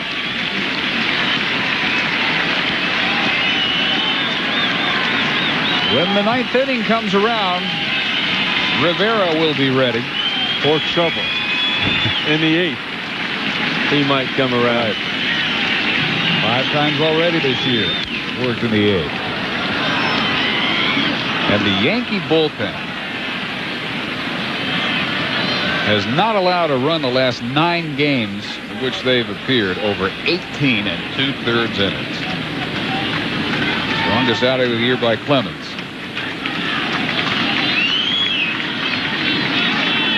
That group has been doing their job. This is what an ace is all about for a ball club. He's been struggling as the Yankees have, in particular against the Twins. What a luxury to have 4 aces on that staff. But none better than this guy.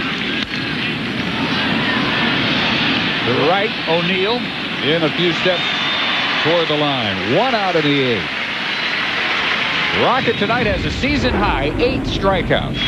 Well, the defense has been tough on the pitchers. They have allowed 18 unearned runs this year defensively, that being the New York Yankees. A lot of extra pitches. Well, when your defense is not playing well, just take them completely out of the picture as the Rocket has tonight. Fastball, splitter, whatever it takes, he's got it. And what a job he's done. All swinging and all but 2 on splitters. 2-run fastballs up. 5 fly balls, 8 grounders. Guzman has grounded out twice, singled in the 6th. It just shows you how much confidence and how much improvement Chuck Knobloch has had in left field. I mean, normally you'd see a defensive replacement at this time in the game, but Torre is happy with Knobloch's play.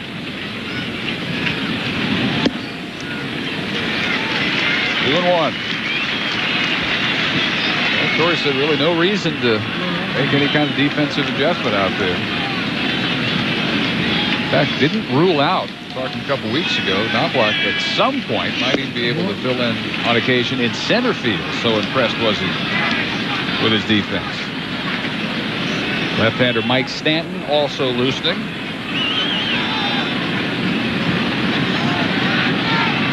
some left-handed hitters coming up. Get to the heart of the lineup for Minnesota.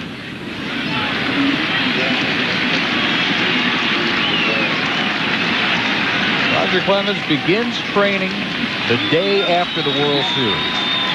He works 5 hours a day, November through January. Weights, running, agility drills.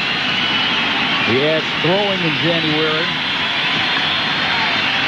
All aimed at being able to hit 98 miles an hour, the 8th and 9th inning. Sprayed down the left field line and foul. A bid for extra bases by Guzman, but still 3-2. That pitch at 96 miles an hour. If it's 94, this is a fair ball. It rocked it with just enough velocity. Boy, and you don't get much closer than that to an extra base hit. Could have been the tying run at home plate. Could have been a decision, maybe a pitching change for Joe Torre to make, but a matter of inches.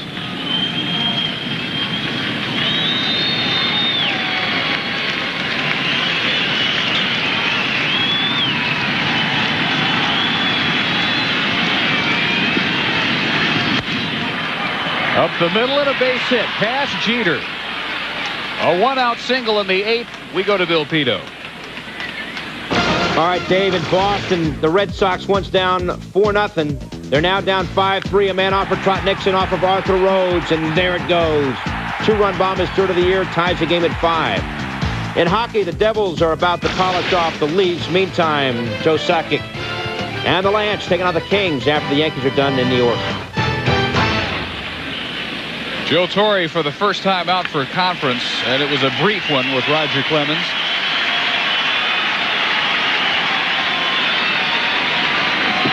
Guzman singling for the second straight time.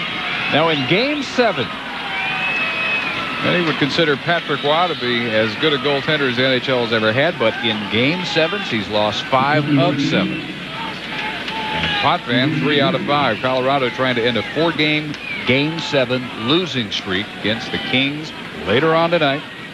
10 Eastern, 7 Pacific. Following Twins-Yankees. Rivas 0 for 3. That one backhanded by Soriano. Jeter, plenty of time to Martinez. First double play. And a fired up Roger Clemens has a 4-hit shutout through 8.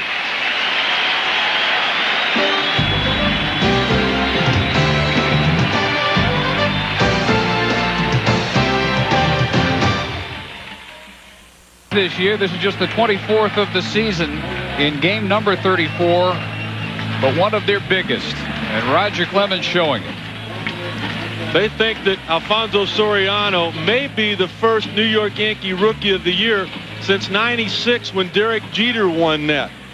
They have said that he just has brought new energy to this club. You cannot help but notice Soriano, and obviously Roger Clemens noticed him, appreciated him, and probably the end of the night for the Rockies.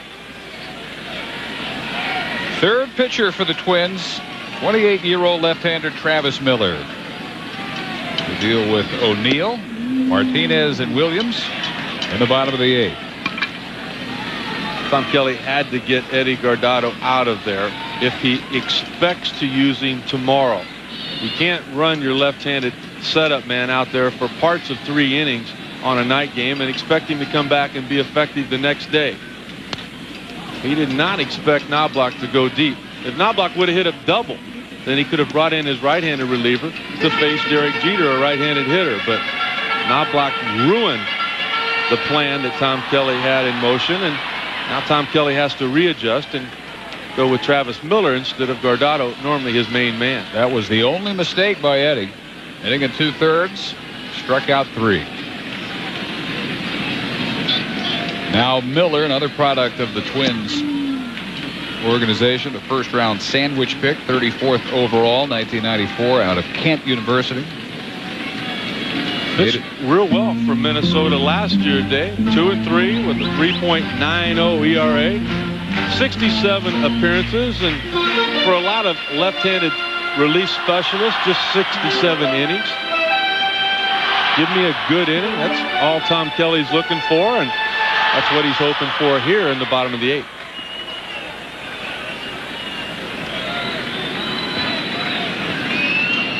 O'Neill victimized by the sliding catch and foul ground by Jock Jones in the first, then walked in the fourth, singled and scored the first Yankee run in the sixth on the RBI by Bernie Williams. And ahead now 3-1.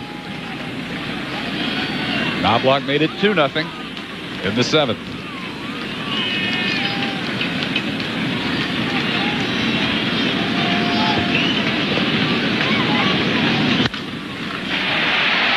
Right past the diving Rivas.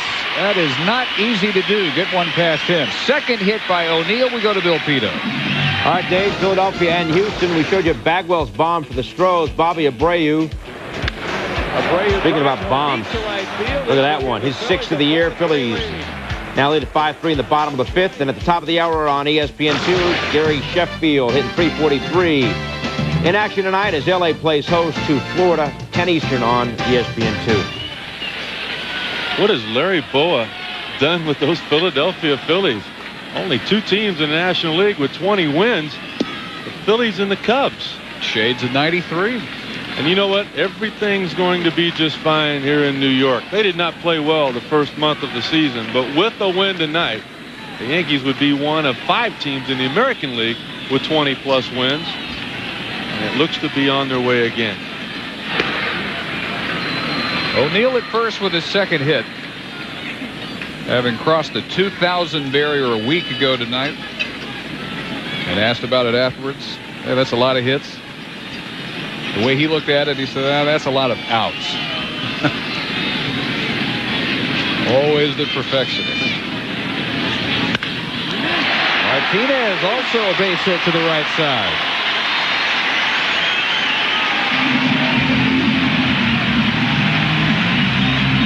So the lefty Miller greeted by back-to-back singles by lefties O'Neill and Martinez here at the bottom of the eighth. How about Joe Torre shaking up his lineup? He doesn't like to hit left-handers back-to-back, but he had to because they were really the only two guys doing anything offensively for him. Back in the first inning, O'Neill and Tino Martinez hit it hard. And the second at-bat for them, O'Neill got on base with a walk. The last 4 at-bats, both of the guys have gotten on base for Joe Torre. Now Bernie Williams, whose RBI in the sixth gave Clemens what appears to be the only run he will need. Other than that, 2 fly balls to center.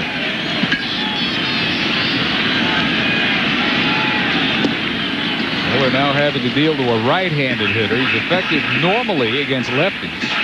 Righties last year hit him for a .328 collective average.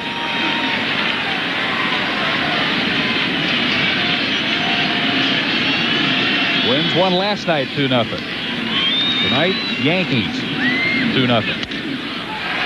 Chopper handled on a high hop by Guzman, and a double play will send O'Neill to third. This double play turned by Minnesota. Not only terrific range, but look at the hands and the quickness of the hands of Christian Guzman. That's an in-between hop. He simply leaned back, able to see the ball come up, gloved it, flipped it. 1 pitch, 2 outs. David Justice, they hoped, started it going in the right direction with 2 hits on Sunday. Entered tonight the 6 for 47 slump, but he is 0 for 3, 2 strikeouts, 1 by Mays, 1 by Guardado. And a fly to center, so the average down to 227 for Justice. 0-2.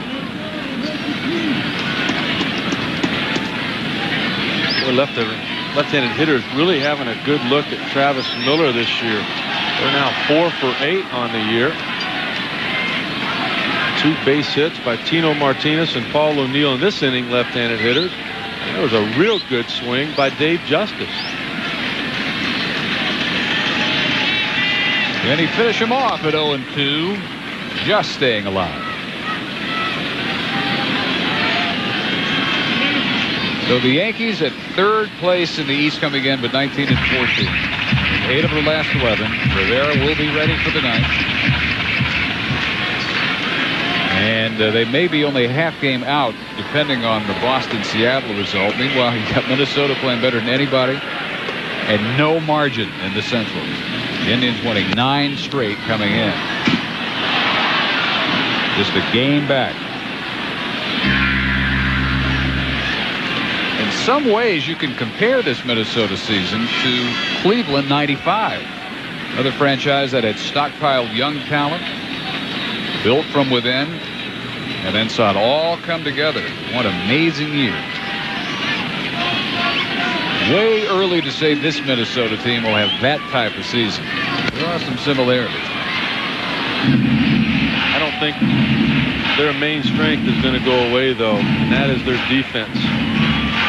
We've seen a lot of examples of how well they played defensively tonight, and that's every night for this ball club. Tom Kelly knows they're not going to hit. He's not going to have great pitching all of the time, but he expects great defense, and he's got Justice reaching as he strikes out for the 3rd time tonight. Yankees waste 2 singles in the 8th. Still 2-0. Lotriman plays in the game tonight on Wednesday Night Baseball. Got to talk about the defense of Jones robbing Posada. The 8 strikeouts, a season high for Roger Clemens. And the 3rd homer of the year by Chuck Knobloch to give him a 2-0 lead as we head to the 9th. And on for his 10th save of the year is Mariano Rivera, if he can dispose of Lawton, Koski, and Mintkevich. The meat of the order for the Twins. There's one guy in particular that deserves a lot of credit for the World Series success the Yankees have had. You're looking at him. That cutter of Mariano Rivera, so effective. He breaks more bats in 1 inning than a lot of starters do in the 8 previous innings. And that cutter's by design. He doesn't normally want a lot of strikeouts. It takes 3 pitches to get an out for a strikeout. One good cutter and the bat's over with. This one's over with. Very slow roller to Martinez. This copyrighted telecast presented by authority of the Office of the Commissioner of Baseball and may not be reproduced or retransmitted in any form. The accounts and descriptions of this game may not be disseminated without express written consent. And don't forget, when you're surfing the World Wide Web, to stop by MLB.com, the most complete baseball coverage on the internet.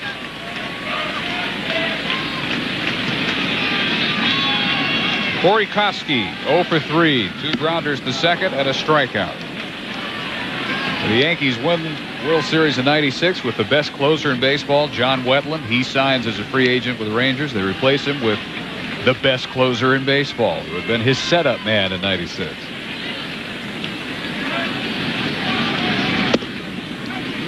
And the Rangers never got a chance, really, to use Wetland for the job they signed him for, to close against the Yankees in the postseason. Going back to '94, how amazing is this? 573-20 when the Yankees lead after 8, including a perfect 15-0 this year. There's a lot of guys that have put up big numbers during the regular season. This guy goes right on through the month of October, and what a luxury he has been for Joe Torre. In the postseason, when leading after the 6th inning, in the last 28 times that's happened, the Yankees are 27-1. Now, I know Nelson had a lot to do with that. Stanton has been a big part of it, but that's the man right there.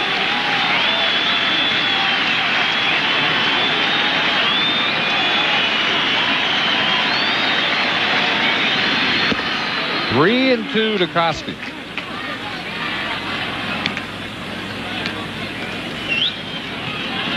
Rivera, since '97, really, has already become number 2 on the all-time Yankee save list, 50 behind Dave Righetti. Mintkevich waiting. That one off the fist and out of play.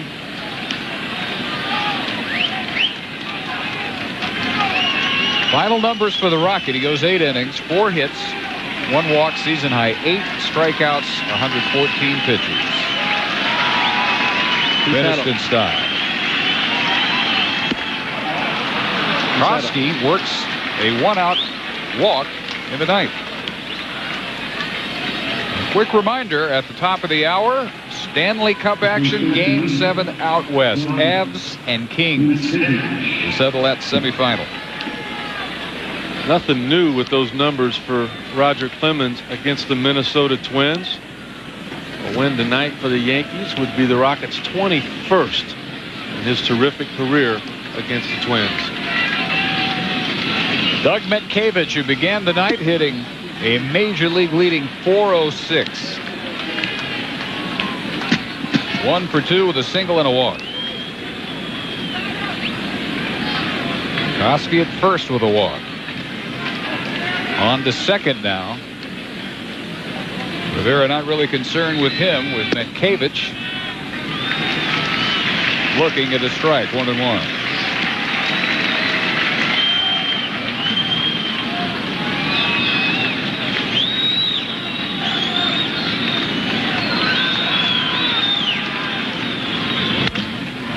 Liner speared by Jeter. And a game-ending double play.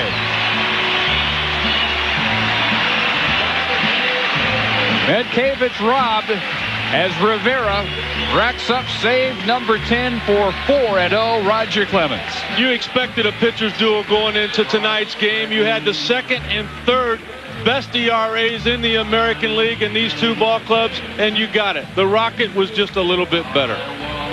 He stays unbeaten. Mays drops to 4-2. Got our final. The Yankees 2, the Twins nothing. Coming up 10 Eastern, Avalanche and Kings, Game 7 out west of the NHL. This has been a presentation of ESPN, the worldwide leader in sports. For more, log on to ESPN.com. For Rick Sutcliffe and our entire ESPN crew, Dave Barnett so long from New York, where again the Yanks won it 2-0. Now to the studio and Bill Tito.